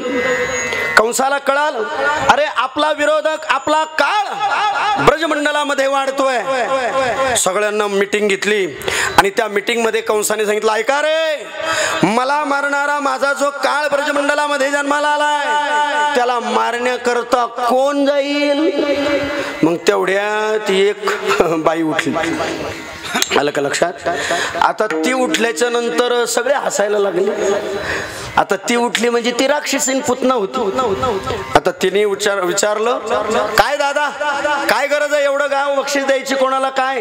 मी जाते म्हटली, मी जाते आणि तुझा जो काळ आहे त्याला आत्ता मारून येते. कंस म्हटला, पुतणी तू जाशील तेव्हा जाशील, पण तुझ्याकडं पाहून लोक अगोदरच म्हटले घाबरतील आणि बाजूला पळतील आणि काहीच कळणार नाही म्हटले. तिने सांगितलं, दादा टेन्शन घेऊ नको, चांगल्या पार्लरला जाऊन मग जाते, सुंदर मेकअप करते म्हटले. अगं मग असं काहीतरी करशील तर तुला प्रवेश देतील ना घरात. असे अकराळ विकराळ रूपात तुला कोण प्रवेश देईल? अजिबात टेन्शन घेऊ नको दादा, मी सगळी तयारी करेल. प्रसंग फार मोठा आहे, सुंदर आहे, थोडक्यात सांगतो. आणि मग अनेक प्रकारची बालक मारत मारत मारत मारत मग मात्र सर्व त्या नंद बाबाच्या वाड्यामध्ये पुतना मावशी तिथं गेली. नंद उत्सव चालू होता, थोडीशी शांतता झालेली. आतमध्ये प्रवेश, मुख्य गाभाऱ्यातून प्रवेश केला, वाड्यातून आतल्या वाड्यातून तिथं आतमध्ये गेले आणि सगळ्या गोपी गवळणी टकामका पाहायला लागल्या. कशा टकामका? आणि मग त्या गोपी टकामका पाहायला लागल्याच्या नंतर त्यांनी मनातून असा विचार केला, ही काहीतरी वेगळीच दिसती, जरा लेट टकामका सुरू झाला यांचा, करंट नाही झाला ना तुला. आणि मग त्या वेळेला त्यांनी प्रश्न विचारायला सुरुवात केलं, कोण ग तू? जरा अपरिचितच दिसते, सर्वांपेक्षा जरा वेगळीच दिसते, कोण? ती म्हटली, जास्त चौकशी करू नका. म्हटले, मग तुझं गाव कोणतं? म्हटले, केपानगर. केपानगरची आहेस? बरं बरं. आणि काय संबंध तू इथं आली? म्हटले, माझ्या बहिणीच्या जावेच्या, ननंदेच्या बहिणीच्या, अक्काच्या जावेच्या, पुरीच्या, एवढं लांबून नातं सांगितलं. काय असेल ते असेल. म्हटले, मग शेवटचं काय नातं आहे ते सांग. म्हटले, बहीण. बरं एवढंच बोल, बाकीचं कशाला सांगते? पण त्यांना शंका आली. म्हटले, ही बहीण सांगते कधी तर पाहिली नाही, मला भेटायचं. यशोदा कुठं आहे? आतमध्ये गेले. यशोदाला भेटली. काय ग यशोदे, तुला एवढं सुंदर बाळ जन्माला आलं, एवढं सुंदर बाळ, एवढा मोठा नंद उत्सव चालला, मला कळालं नाही. एवढं सर्व पुतना बोलायला लागली. यशोदा मायला कुठंच करंट पास होईना, काहीच संबंध जुळेना. यशोदेनं सांगितलं, बरं ठीक आहे, असेल बहीण, काय बरं जाऊ दे, काय म्हणणं आहे तुझं? म्हणणं काय नाही, तुझं झालेल्या बाळाला मला भेटायचं आहे. आणि मग आता ऐका, भेटायचंय म्हटल्यानंतर यशोदा मायला थोडी शंकाच आली. शंका येता क्षणी यशोदा माईने सांगितलं, ठीक आहे ग, तू आली आहेस ना, मग त्याला आताच नाव धुवू घातलंय, जरा पाळण्यामध्ये तो पहुडलेला आहे, त्याला झोपी घातलेले, जरा थोडी थांब, असं यशोदा मैया म्हटली. आणि हे तिकडं पाळण्यात केव केव केव केव करायला रडायला लागला भगवान कृष्ण परमात्मा. भगवान कृष्ण कन्हैयाने मनातून विचार केला, मम्मीलाही कळतच नाही. म्हटलं, हे काय झोपा काढायचा अवतार आहे का? हा हे काय झोपा काढण्याकरता आलोय? हे तर खरं बुनीचं गिराईक आहे. म्हटले रडायला लागले भगवान. आणि मग तेवढ्यात पुतना म्हणायला लागली, काय यशोदे खोटं बोलते, तो तर जागा आहे. यशोदा म्हटली, हरी समर्पण, आता काय करावं मी तर, कसं याला वाचवण्यासाठी कोणीतरी विचित्र त्याची भेट होऊ नये म्हणून असं बोलते. जा बाई, रडतोय तर जा. जे धावली, पडदा बाजूला केला आणि आतमध्ये एंट्री केली, पडदा ओढला, पाळण्यात हात टाकला आणि उचललं, मांडीवर घेतलं आणि डोळे बंद केले भगवान परमात्म्यानी. आलं का लक्षात? यशोदा आपला पुतनेच्या मांडीवर भगवान घेतलं पुतनेने देवाला, देवाने डोळे बंद केले. त्याचे श्रीमद भागवतामध्ये 3 कारण आलेत, संक्षिप्त सांगतो. डोळे बंद करायचं पहिलं कारण देवाने का बंद केले? आता ते मारायला काय ती हरिभक्तपरायण थोडीच होती? हरिभक्तपरायण पुतना महाराज ती काय हरिभक्तपरायण होती का? अरे ती साक्षात राक्षसींना. आणि मग आता जर आपल्याला ती मारायला आली आहे, आता हिचा कार्यक्रम करायचे, तिचं विद्रूप डोळे, ते चेहरा कशाला बघावा, म्हणून राक्षसीन आहे म्हणून डोळे बंद केले, पहिलं कारण. आता दुसरं कारण, आता तिचे स्तनामध्ये जे विष घेऊन आलेली होती, आता ते काय अमृत होतं का? आता ते ओढायचं देवाचं म्हटले, ते 1-1.5 महिन्याचं देवाचं, काही ठिकाणी 7 दिवस, काही ठिकाणी 1 महिना 1.5 महिना, प्रत्येक भावकाराने वेगवेगळं चिंतन केलं. म्हटले छोटीशी कांती, आता ते पुतनेच्या स्तनाचं विष पूर्णतः ते आपल्याला घ्यायचं आहे. मग देव म्हटले, आपली कांती बारीक आहे, मग ह्या प्रोडक्शनचा जो मालक आहे त्याचं ध्यान करावं लागेल. आलं का लक्षात? ओम नमः शिवाय. आलं का लक्षात? मग आता विष ओढायचं काम आपण करू, ट्रान्सफर करायचं काम आपण करून स्वीकारायचं काम तो बाबा करेल. कारण समुद्र मंथनामध्ये जे 14 रत्न निघाले त्या 14वं रत्न त्याच्यातलं एक विष होतं. ते हलहल असणारं विष पिता पिता पिता देवाचा कंठ निळा पडला, म्हणून भगवान शंकराला नाव पडलं नीलकंठ भगवान. विठ्ठल विठ्ठल म्हटले. मग हे विष पचवायचं काम त्याच बाबाचं आहे. आपण कशाला घेणं देणं करावा, आपण कशाला उद्योग करावा? मग भगवान शिवजींना बोलवण्याकरता डोळे बंद केले, हे दुसरं कारण आहे. आणि शेवटचं कारण मानसशास्त्र असं सांगतं, कोणतंही काम निर्विघ्नपणाने पूर्णपणे व्यवस्थितपणे पार पाडण्याकरता त्याला मन एकाग्र असावं लागतं. काही असू द्या, मन एकाग्र असल्याशिवाय ते काम सिद्धीस जात नाही. म्हणून डोळे बंद केले पुतणीला मारण्याकरता. एकाग्रपणाने डोळे बंद करण्याचं हे तिसरं कारण आहे. विठ्ठल चला, मग हे सर्व झालं आणि मग मात्र जे देवाने सुरुवात केली प्यायला, देवाने सुरुवात केली. अगोदर जे सगळं काय होतं ते दूध ते सर्व खेचलं आणि मग मात्र महाराज रक्त पंचप्राण ओढायला सुरुवात केले. कारण भगवंत किर्लोस्कर पंपाच्या सारखंच काम सुरू केलं देवाने. जे ओढायला सुरुवात केलं आणि मग पुतणीच्या लक्षात आलं आपला नंबर रॉंग लागला. म्हटलं याच्या नादी लागणं कठीण होतं. म्हटले हे सामान्य बालक दिसत नाही, मला वाटलं इतर बालकांसारखंच वाटेल, इतर बालकांसारखंच दिसेल. म्हटले हे साधं बालक नाही. आणि मग त्यावेळेला पुतणीच्या लक्षात आलं पंचप्राण ओढले महाराज. डोळे पिवळे पिवळे पडायला लागले, बत्तीसासारखे डोळे झाले. घाबरली आणि तेवढ्यात पुतना म्हणू लागली कृष्ण सोड सोड सोड सोड कृष्ण. त्यावेळेला भगवान कृष्ण परमात्म्याने संकेत केला पुतणीला. भगवान परमात्मा म्हटले मावशी, तू मावशी म्हणून आली आहेस ना, म्हणून आता तू थोडीशी काहीतरी तुला मुक्तता देणार आहे. एक लक्षात ठेव, एक तर मी कोणाला धरत नाही, धरलं तर सोडत नाही म्हटले. आणि जे महाराज पंचप्राण खेचले सूक्ष्म रूप धारण करून, मात्र भगवान परमात्म्याला मारण्याकरता खोटारडेपणा धारण करून आलेली पुतना तिला कशी मुक्तता दिली? अभंगाचं शेवटचं चरण.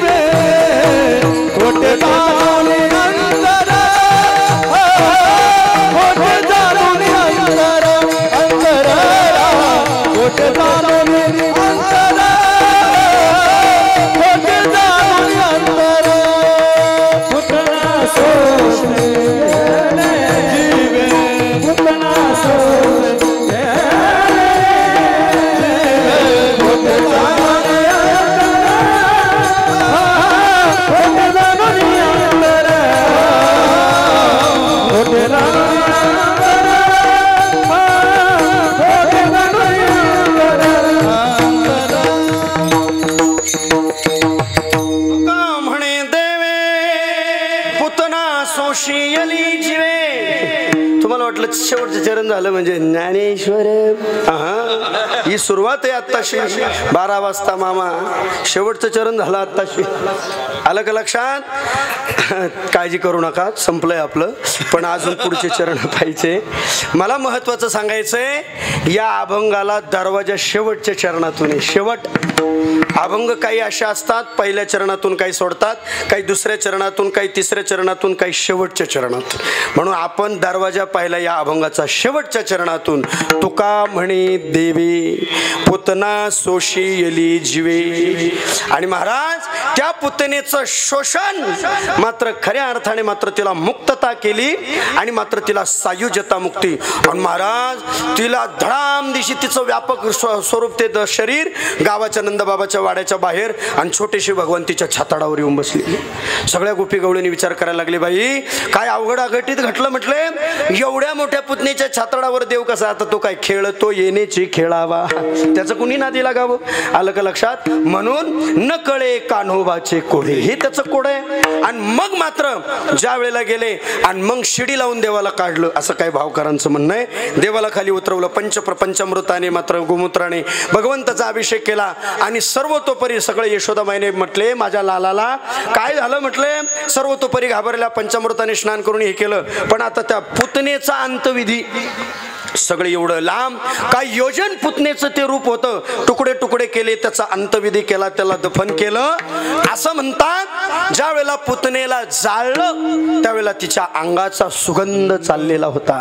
का? कारण तिचा स्पर्श काय तिला काय हरिभक्त परायण यांनी नव्हतं मारलं. आलं का लक्षात. तिला साक्षात परमात्म्याने मारलेलं होतं. पुतना सोशी येली जीवे, तुका म्हणे देवे देवे पुतना सोशी येली.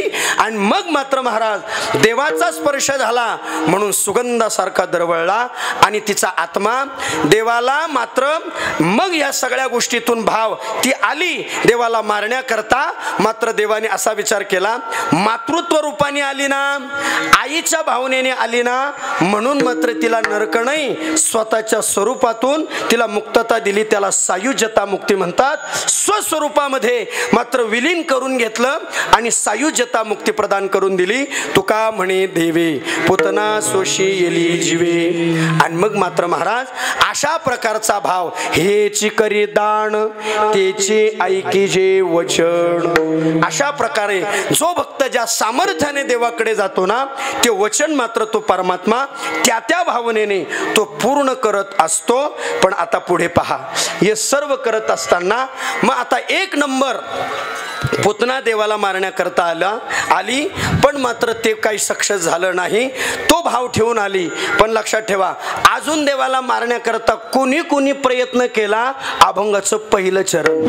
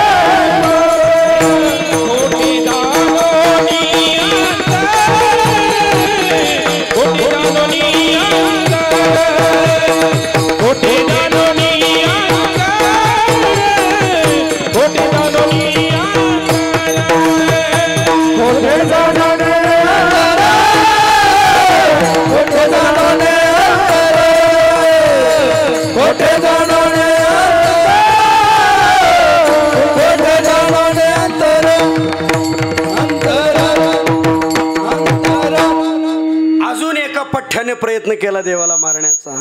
आणि त्याचं वर्णन तुकोबारायांनी पहिल्या चरणामध्ये सांगितलं. विटंबिले भट दिले पाठी वरी पाठ. श्रीमद भागवतामध्ये महाबळ भटाचं वर्णन नाही. संत परमात्म्याने म्हणजे सर्व संतांनी केलेल्या वर्णनातला विचार आहे. म्हणून एक नंबरचं उदाहरण श्रीमद भागवतामध्ये पुतनेचं आलेलं आहे. पुतनेने देवाला कंसाच्या आज्ञेवरून मात्र काळ म्हणून मारण्याकरता प्रयत्न केला, पुतनेला पाठवलं. आणि मात्र दुसरं वर्णन आलंय महाबळ भटाचं. आणि मग तो महाबळभट भगवान परमात्म्याला अगोदर नामकरण करण्याकरता गर्गाचार्य ऋषी आले. आणि ते गर्गाचार्य ऋषी ज्या वेळेला आता मात्र नामकरण करण्याकरता गर्गाचार्य आले. ऐका, पण यशोदामाईने परीक्षा घ्यायची ठरवली. आपण यांची परीक्षा घेऊ. भगवान कृष्ण परमात्म्याला दिलं रोहिणी मातेच्या मांडीवर, आणि रोहिणी मातेच्या मांडीवरचे बलरामजी घेतले यशोदामाईच्या मांडीवर. गर्गाचार्यजी बसले, देवाचं रूप पाहूनच समाधी लागली. गर्गा चालायला बिन गेले का काही ते कळा, एकदम स्तब्ध समाधीस्थ झाले, काही करता येईना. मग त्या यशोदामाईने हळूच बोट लावलं पायाला. हो ओ महाराज, अहो गेले का काय? अशा हळू टच कर, अहो बोला, उठा. तेवढ्यात महाराज काही खूप आग्रह केला आणि मग समाधीतून अवस्थेत बाहेर आले. यशोदामाईने विचारलं काय झालं होतं, काय गुलाबजाम जास्त खाल्ले होते का काय गर्गाचार्य महाराज? म्हटले नाही नाही, देवाचं स्वरूप पाहून म्हटलं देव भान विसरले. देवाचं रूप पाहिलं. म्हटले बरं बरं बरं बरं, करा बरं नामकरण. मग तेवढाच गर्गाचार्य म्हटले यशोदामय्या, देवाचं नामकरण करायचंय, पण तुमचं बाळ पहिलं तुमच्या मांडीवर घ्या. एवढे हुशार होते गर्गाचार्य महाराज, लगेच ओळखलं महाराज. मग मात्र आश्चर्याचा धक्का बसला यशोदामाईला. प्रकांड पंडित ज्ञानी गर्गाचार्य महाराज आहे. यशोदामाईच्या स्वतःच्या मांडीवर मात्र रोहिणी मातेला देवाला दिलं आणि मग नामकरण करायला सुरुवात केली. सांगितलं, म्हटले ऐका आई, हा साक्षात परब्रह्म आहे. तेने वाङ्मयन प्रत्यक्ष वर्तते हरिही. साक्षात वाङ्मयाच्या रूपाने साक्षात परब्रह्म आहे म्हटले हा. आणि म्हटले हे साधन आहे, हे लय अवघड आहे म्हटले. हा मूळ नक्षत्रावर जन्माला आलेला आहे आणि म्हटले साक्षात परब्रह्म आहे. हे सगळं देवाने ना यशोदामाईच्या मांडीवरच्या देवाने ऐकलं ते भगवान कृष्ण कन्हैयाने. देवाने लगेच त्या गर्गाचार्याकडे मोठे मोठे डोळे करून पाहायला लागले. असे मोठे मोठे एकदम 10 रुपयाच्या ठोकळ्यासारखे असे मोठे मोठे डोळे केले देवानी. आणि मग गर्गाचार्य पाहायला लागले. हो बाबा, अहो माझ्या म्हातारीला सांगू नका ना मी देव आहे, दिन देवावर ठेवून बसल पूजा करत, असं काय करू नका. म्हटले मला आईचं प्रेम पाहिजे आणि आईचं प्रेम पाहिजे म्हणून तर अवताराला आलोय ना देवा. लोकांचं लय अवघड आहे. सुतक पडलं तर 8 दिवस पाहायला सुद्धा इथं नाही. स्वतः मस्त टकाटक खातात, गप्पा मारतात, चकाचक चालतं. आणि म्हटले देवालाच आंघोळ नको, देवालाच खायला नको. आपण राहा बरं तसं. विठाला विठाला.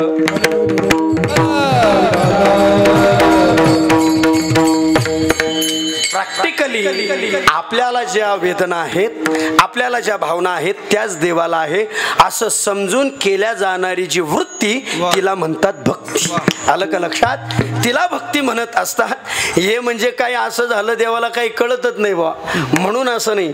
कारण तेवढी प्रॅक्टिकली उत्तरेमध्ये ज्या वेळेला मी भागवत शिकण्याकरता 2009ला होतो ना वृंदावनामध्ये, त्यावेळेला महाराज तिकडे त्या खऱ्या अर्थाने तिकडचं जे कृष्ण भक्तीचं स्वरूप जर आपण पाहिलं ना, म्हणून आपल्याकडे जो मानुभाव संप्रदाय आहे ना, मानुभाव संप्रदायातला एक शिकण्यासारखा मोठा गुण आहे महाराज. देवाला कसं पूजन करावं, देवाची कशी भक्ती करावी, देवाला न्हाऊ घालावं, स्नान घालावं, नैवेद्य द्यावा, देवाशी संवाद करावा. देव झोपतो त्याला नैवेद्य द्यावा, त्याला गादी टाकावी, त्याला पडदा लावावा, लाईट बंद करावी, देवाला नाश्ता द्यावा, पाणी द्यावं. हे सगळं मानुभाव संप्रदायातून पूजेतून शिकण्यासारखं आहे महाराज. आणि तो गुण मात्र महत्वाचा आहे. आणि उत्तरेकडून प्रॅक्टिकली जसं आपल्याला वाटतं तसं देवाला सुद्धा वाटावं म्हणून गर्गाचार्यांकडून मोठे मोठे डोळे केले देवानी. म्हटले असं काही करू नका, मी देव हे आईला कळू देऊ नका, मला आईचं प्रेम पाहिजे. म्हटले विश्वाचा जनिता म्हणे यशोदेसी माता. लगेच गर्गाचार्यांनी कॅशेट बदलवली. बी साईट, पूर्वीची कॅशेट पलटून टाकायची, तशी बी साईट केली. आणि मग काही नाही काही नाही आई, देवासारखा आहे तो काही देव नाही, देवासारखा आहे तो काही देव वगैरे नाही. लगेच बदलवलं आणि मग सांगितलं, म्हटले काही नाही, सामान्य बालक आहे, तुम्ही त्याच्याशी सर्व लालन पालन सर्व हे करा. आणि त्याचं नाव ठेवलं कृष्ण. आता कृष्ण शब्दाचा भाव श्रीमद भागवतामध्ये वर्णन असा आलेला आहे. कृष्ण शब्दाचा अर्थ असा आहे, संस्कृतामध्ये त्याचा पदच्छेद असा केलेला आहे, त्याचा अर्थ असा केलेला आहे, कर्षयति कृष्णा हा इति कृष्ण. म्हणजे ज्याच्या वृत्तीत समोरच्या भक्ताचं वृत्तीचं आकर्षण करण्याची ताकद ज्याच्यात आहे त्याला कृष्ण असं म्हणतात. म्हणून धातू निर्माण झाला संस्कृतामध्ये, कर्षयति कृष्णा हा इति नाम कृष्ण. विठाला विठाला.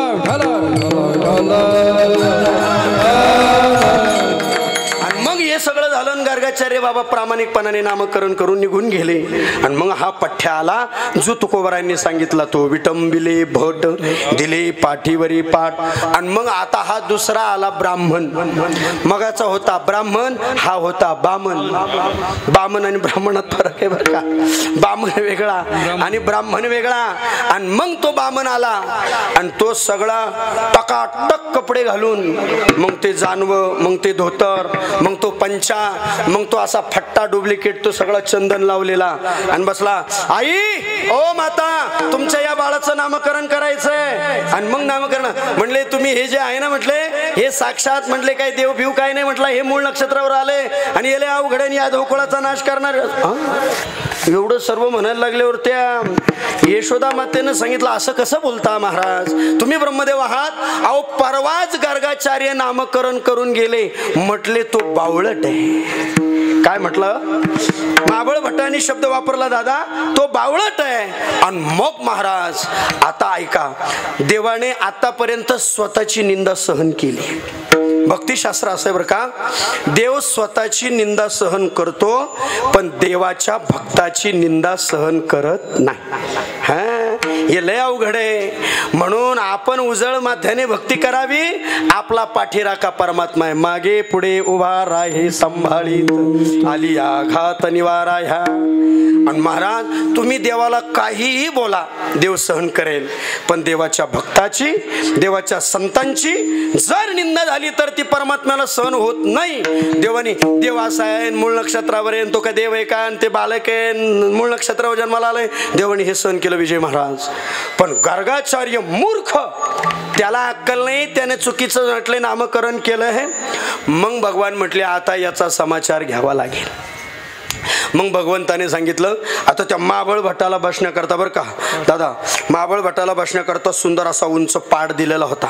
बसायला पाठ, त्याच्या पुथीला पाठ, पाठीला पाठ, उदबत्त्यांना पाठ, सगळं त्याचं साहित्य ठेवायला पाठ. आणि मग त्या सगळ्या पाटांना सांगितलं काय पाहता तुम्ही, काय पाहता म्हटले तुम्ही. देवानी म्हटले, देव म्हटले आता दुसऱ्याला नाही, जो पुथीला ठेवलेला पाठ त्याला पहिली ऑर्डर देऊ म्हटले. त्याला पहिली ऑर्डर दे. ए पाटा काय पाहतो म्हटले, याने माझ्या संतांची निंदा केली. जड वस्तूमध्ये चैतन्य निर्माण करण्याची आज्ञा भगवंतांनी दिली महाराज. आणि त्या समोरच्या पाटाला सांगितलं म्हटले तू एक काम कर, याच्या तोंडाची पप्पी घे म्हटले. त्या पाटाला सांगितलं याची पप्पी घे म्हटले. देवाने सांगितलं जो पुढचा पाठ उचला, फटा जे जोराचा झटका बसला. आता म्हटले ज्याच्यावर बसला तू काय पाहतो म्हटले, तू उठ. आणि पूर्वीचे ते पाटाईचे घर राहायचे ते लाकडाचे, आणि जसा खालचा पाट उठला थांब, सगळा भट वरती जाऊन खालून असा आपटला, दणक्यावर खाली परत पाठीमागचा पाठ. म्हटले तू काय म्हटले, तू मागून शाबासकी दे ना म्हटले. आणि मागचा पाठ जे उठला धडाम दिशा जाऊन भिंतीवर महाराज जोरात आपटला. आणि मग काय झालं माहिती का, जेवढे पाठ होते तेवढ्याने ठोकला माबळ भट. पण काय झालं, नंदबाबाच्या शेजारच्या वाड्यामध्ये एक मोठी ब्राह्मणांनी पूजा ठेवलेली होती आणि तिथं 1000 पिढे आलेले होते त्या घरात. ते 1000 पिढे आलेले होते. त्या पिढ्यांना सांगितलं म्हटले पूजा बाजूला ठेवा, पहिली याची पूजा करा या म्हटले.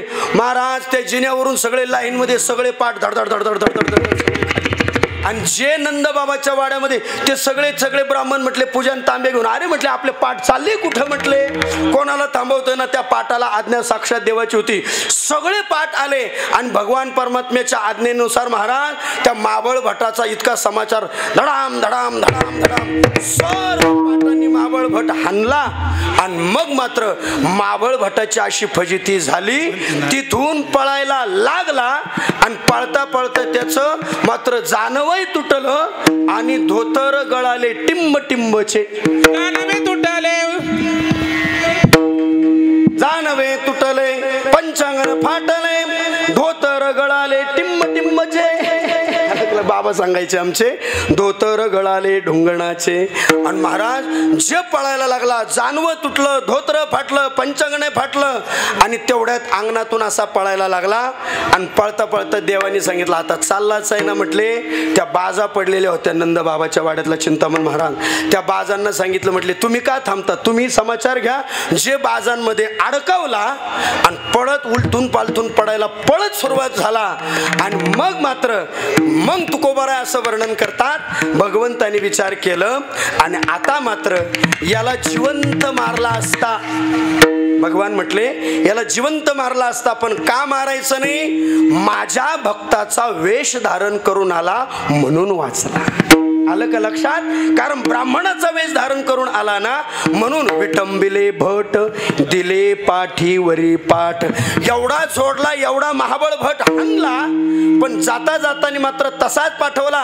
मग मात्र देवानी पाठवला एवढं सर्व पुतनेला आणि मात्र महाबळ भटाला शिक्षा काय दिली? देवाच्या भक्ताचं रूप घेऊन आले पण देवाला खोटरडेपणा सहन झाला नाही. अभंगाचं दुसरं चरण. खोटे दानोने खोटे दानोने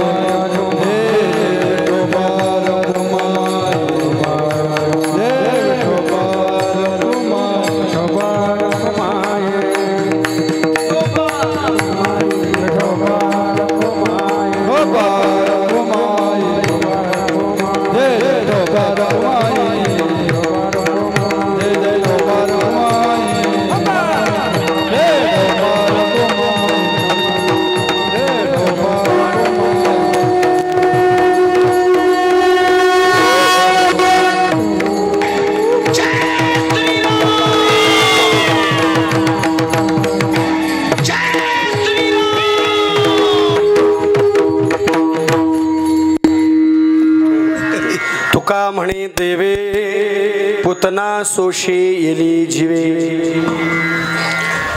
म्हणून आहे ना कीर्तनकाराचा सत्कार उपरणं अगोदर टाकावं म्हणजे हाराने शर्ट खराब होत नाही. याच्यावर संध्याकाळचे 2 कीर्तन करायचे अजून म्हणून उपरणं घेतलं. विठाला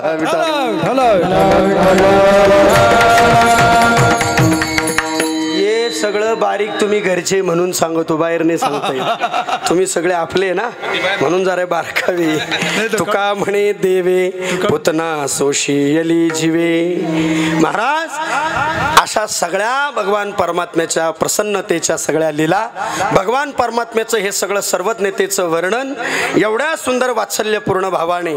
आणि महाराज असं करता करता सगळं नंदबाबाचं, सगळं भगवान परमात्म्याचं सगळं अवतार कार्य गोकुळामध्ये त्या ब्रजमंडलामध्ये ते सगळं वाढलं आणि मात्र अनेक प्रकारच्या लीला केल्या, गोवर्धन लीला केल्या, अनेक प्रकारच्या लीला भगवंतांनी केल्या. आता मला तुम्हाला एक सांगायचंय, पूर्ण लीला सांगून वेळ घ्यायचा नाही, 5 मिनिटात आपल्याला आवरायचंय.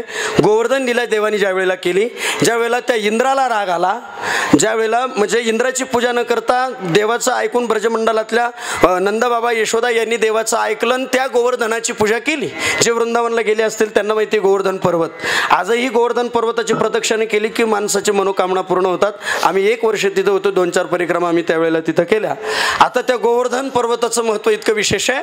पण ज्या वेळेला गोवर्धनाची पूजा झाली त्यावेळेस इंद्राला राग आला. इंद्राने आपला शिष्य पाठवला, जाय रे म्हटलंय, काय चाललंय म्हटलंय, देवा तुम्हाला सोडून दिलं म्हटले, तिथं दुसरीच पूजा झाली. आणि मग जे इंद्राने पावसाला आज्ञा दिली, धो धो धो धो धो धो पाऊस, असा पाऊस नाही, असं म्हणतात हत्तीच्या सोंडेसारख्या धारा होत्या, पाऊस इतका पर्जन्य. आणि मग ते सगळे म्हणायला लागले, नंदबाबाला म्हणायला लागले, बघा बरं तुमच्या पिंट्याचं ऐकलं घोटाळा झाला म्हटले.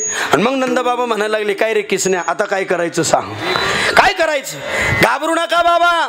सगळं गोपाळांना जमवलं आणि मग तो गोवर्धन पर्वत उचवला. गोवर्धननाथ भगवान की जय. आणि महाराज गोवर्धन पर्वत उचलला आणि सगळ्यांनी काठ्या लावल्या, अशा काठ्या धरल्या आणि देवानी करंगळी लावलेली होती. त्याच्यातले काय म्हणले, काय डुप्लिकेट आहे रे देवा तू, फार हात अवघडले आमचे, फार अवघडले. आता काहींना असं वाटतं पर्वत आपल्याच मुळे चाललाय, हा पर्वत आपल्याच मुळे उचलला. लक्षात ठेवा, पण याच्या पाठीमागचा करता करविता परमात्मा आहे महाराज. आणि पण त्यांचा गैरसमज झाला त्या गोपाळांचा. त्याच्यातला एक म्हणला, जमलं जमलं, तुलाच जमलं, आम्हाला देतो पुढं करून आणि तू राहतो मागे. काय डुप्लिकेटपणाने फक्त करंगळी लावली. देव म्हटली तुमचं लईच वेळचं चाललं. भगवान परमात्मा त्या गोपाळांना म्हटले, गोपाळांनो जरा तुम्ही पहा, मी येतो जेवण करून, मग तुम्ही सांभाळा म्हटले पर्वत. असं म्हटल्यावर जेवण आणि ते लांबच राहिलं. देवाची करंगळी सरळ होती, थोडी वाकडी गेली, कडकड कडकड कडकड कडकड सगळ्या काट्या मोडल. मग म्हणाल, अरे देवा अरे देवा, म्हटले दर दर दर, म्हटले हे तुझ्याशिवाय शक्य नाही म्हटले. आणि परत महाराज तो पर्वत. मग त्यांना कळालं, मग गोपाळांना त्यातल्या श्रीधामा बोबड्या बापड्या त्यांना कळालं, साक्षात हा परब्रह्म असला पाहिजे. आणि मग ते आणि हे सगळं झालं. मग इंद्राला रागाला खूप पाऊस पाडला. मग आता तो पाऊस पाडला, ब्रजमंडलात कुठंच पाणी गेलं नाही. काहींनी प्रश्न विचारला, मग गोवर्धन पर्वतावर पाणी पडलं, मग ते पाणी गेलं कुठं, कुठं गेलं ते. वासुकी नावाचा सर्प त्या गोवर्धन पर्वताला वेढा मारलेला होता. मग ते पाणी कुठे गेलं माहिती का तुम्हाला? तेच सांगायचंय मला. तुम्ही म्हणाल मग तुम्हाला काय झालं उभं केलंय, तेच सांगायचं. आणि मग काय झालं, ते सगळं पाणी राम अवतारामध्ये एकदा सीतामाईला इच्छा झाली, म्हटले गावात पंक्ती चालू आहे, एखाद्या महाराजाला बोलवा जेवायला आपल्या घरी, एखादा संत जेवायला बोलवा. सीतामाई राम प्रभू म्हटले, तू त्यांच्या नादी लागू नको, फार खातात म्हटली ते, तू नादी लागू नको म्हटले. एक हरिभक्तपर्यंत तुला असं परवडणार नाही. नाही म्हटले, कोणतं तरी महात्माना रामप्रभूंकडे सीतामाईने आग्रह केला. म्हटले बरं ठीक आहे. अगस्त्य ऋषींना रामप्रभूंनी सांगितलं, म्हटले देवा या आमच्या घरी, सीतामाईचा लईच आग्रह, म्हटले जेवायला या. जेवायला वाढलं सगळं, जेवढं होतं तेवढं अगस्त्य ऋषींनी 2 घासात संपून टाकलं. मग म्हटले अरे बापरे, म्हटले जेवण, म्हटले जेवण. आणि तेवढ्यात मग अगस्त्य ऋषींनी रामप्रभूंना विचारलं, म्हटले देवा खरं जेवायचं का खोटं? म्हटले थोड्या वेळेला खरंच जेवा म्हटले. आणि जे खरं जेवा म्हटलं, जे सुरुवात केली, रिद्धी सिद्धी सगळ्या बोलवल्या. कोण पुऱ्या लाटायला, कोण भाजायला, कोण तळायला, कोण वाढायला, कोण काय करायला, सगळे वेगवेगळ्या प्रकारे सगळा भांडार संपला. सीतामाई देवा अगस्त्य ऋषींच्या जवळ गेले. सीतामाईने सांगितलं, युगड्या घामाघूम झाल्या, सगळं भांडार संपलं, रिद्धी सिद्धी बनवायला होत्या. सीतामाई अगस्त्य ऋषींच्या जवळ गेले. म्हटले महाराज आयुर्वेदाचा नियम आहे, म्हटले देवा अर्ध जेवण झाल्यावर पाणी प्यायचं. अगस्त्य ऋषी म्हटले अर्ध जेवण झाल्यावर ना, अर्ध जेवण झाल्यावर अजून अर्धच झालं नाही. ओ बापू अर्ध नाही, धक्का बसला. सीतामाईला म्हटले जर अर्धच नाही तर मग पूर्ण कधी होणार म्हटले. मग देवाने तिकडनं सांगितलं, म्हटले घ्या आटपून, म्हटले आता 12:30 वाजले, लय झालं म्हटले तुमचं आता बस म्हटले. आणि मग म्हटले इशारा केला. आणि मग म्हटले आता एवढ्यात तुम्ही शेवटच्या, मग सीतामाईकडे गेले. म्हटले तू असं म्हण, परमात्म्याचा घास, माझ्या रामरायांचा घास असं म्हटले. तेवढा एक घास दिला आणि जे ढेकर दिला, असा ढेकर दिला महाराज. आणि मग आता टेन्शन आलं सीतामाईला, जेवण एवढं तर पाणी कोणतं? आता किती टँकर दिले म्हणजे या बाबाचं ताण भागल म्हटले. आणि मग त्यावेळेला रामचंद्र प्रभूंकडे अगस्त्य ऋषींनी मागणी केली. म्हटले देवा पाणी. म्हटले पाणी आत्ता नाही, पाणी म्हटले जेवण राम अवतारात, पाणी कृष्ण अवतारात. मात्र पाणी तुम्हाला कृष्ण अवतारामध्ये, मग तेच गोवर्धन पर्वतावर पडलेलं पाणी ते मात्र अगस्त्य ऋषींनी सर्व पिले. त्यावेळेला ती तहान शांत झाली. या देवाच्या लीला. विठ्ठल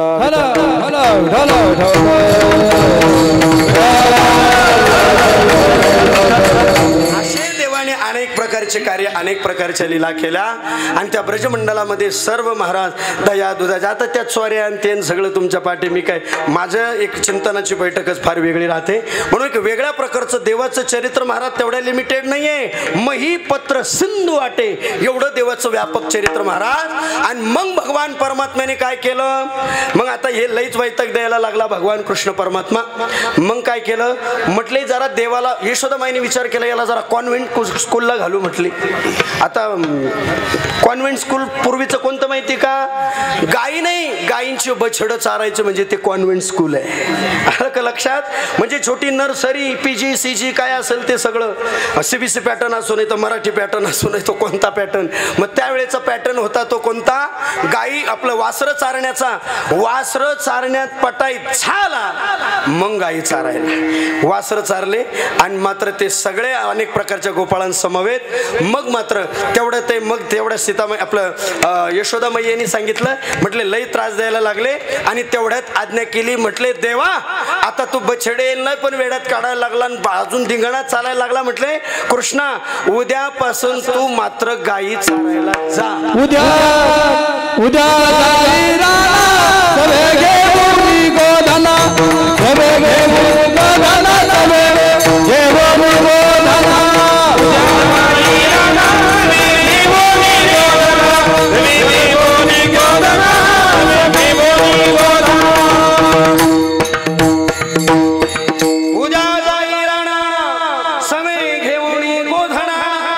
सगळ्या गायी चारण्याकरता वाळवंटामध्ये सर्व गोपाळांना देवाने एकत्र केलं. आणि जे धिंगाणा मस्ती अनेक प्रकारचे खेळ,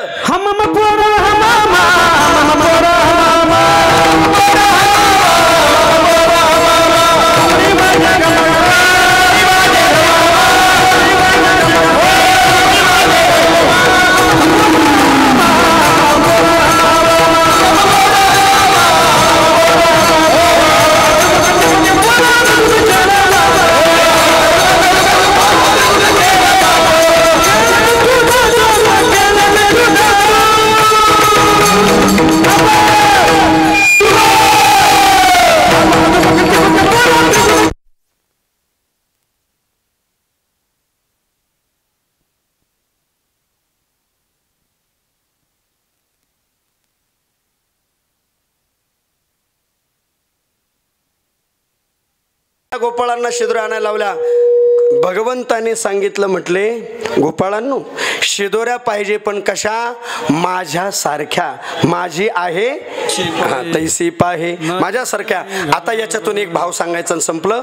माझी आहे म्हणजे माझी वृत्ती जशी आहे तशी भक्तांची वृत्ती व्हावी, याचं नाव शिदोरी.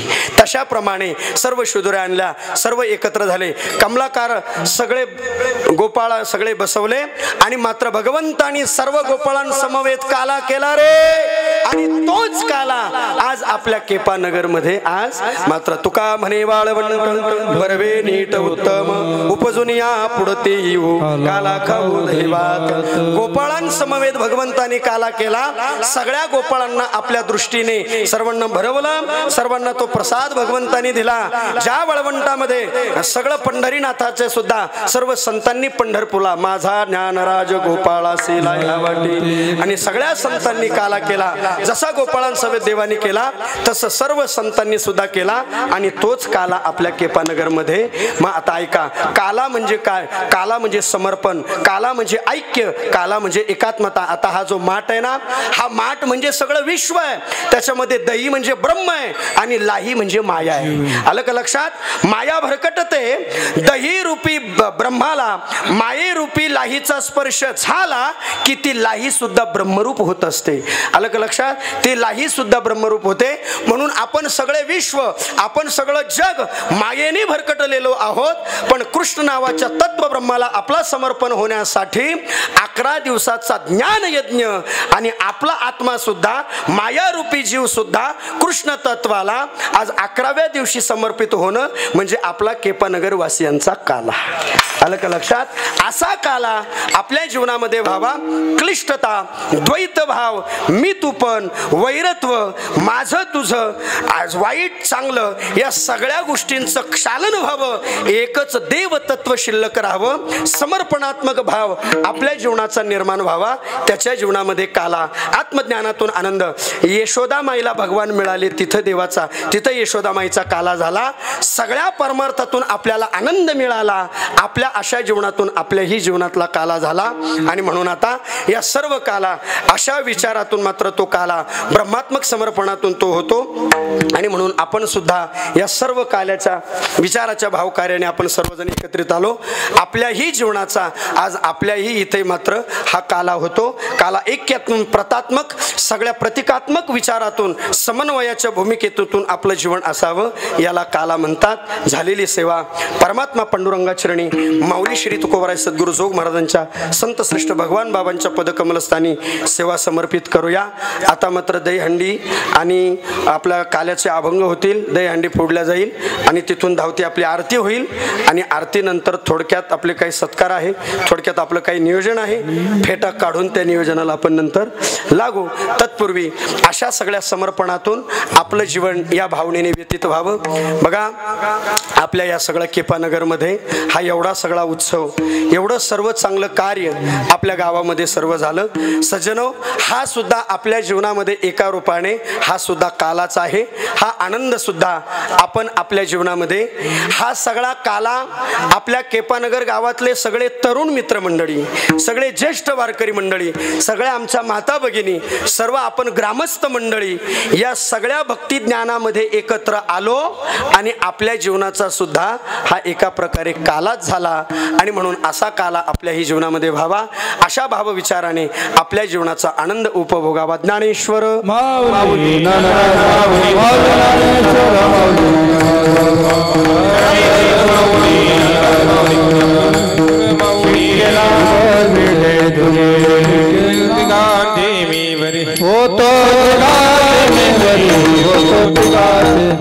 तुम्हें वारे सोनी करे तुम्हें बसरोनी दडे मुख बसरोनी दडे आवाज चारा गारे दोन्ही जाको परा गारे दोन्ही जाको परा तुका मने हाती ठोका तुका मने हाती ठोका आहे उरोने दे आहे उरोने दे तुम्हें वारे सोनी दडे मुख बसरोनी दडे मुख बसरोनी दडे कंठे धरला कृष्ण मनी अवघा जनी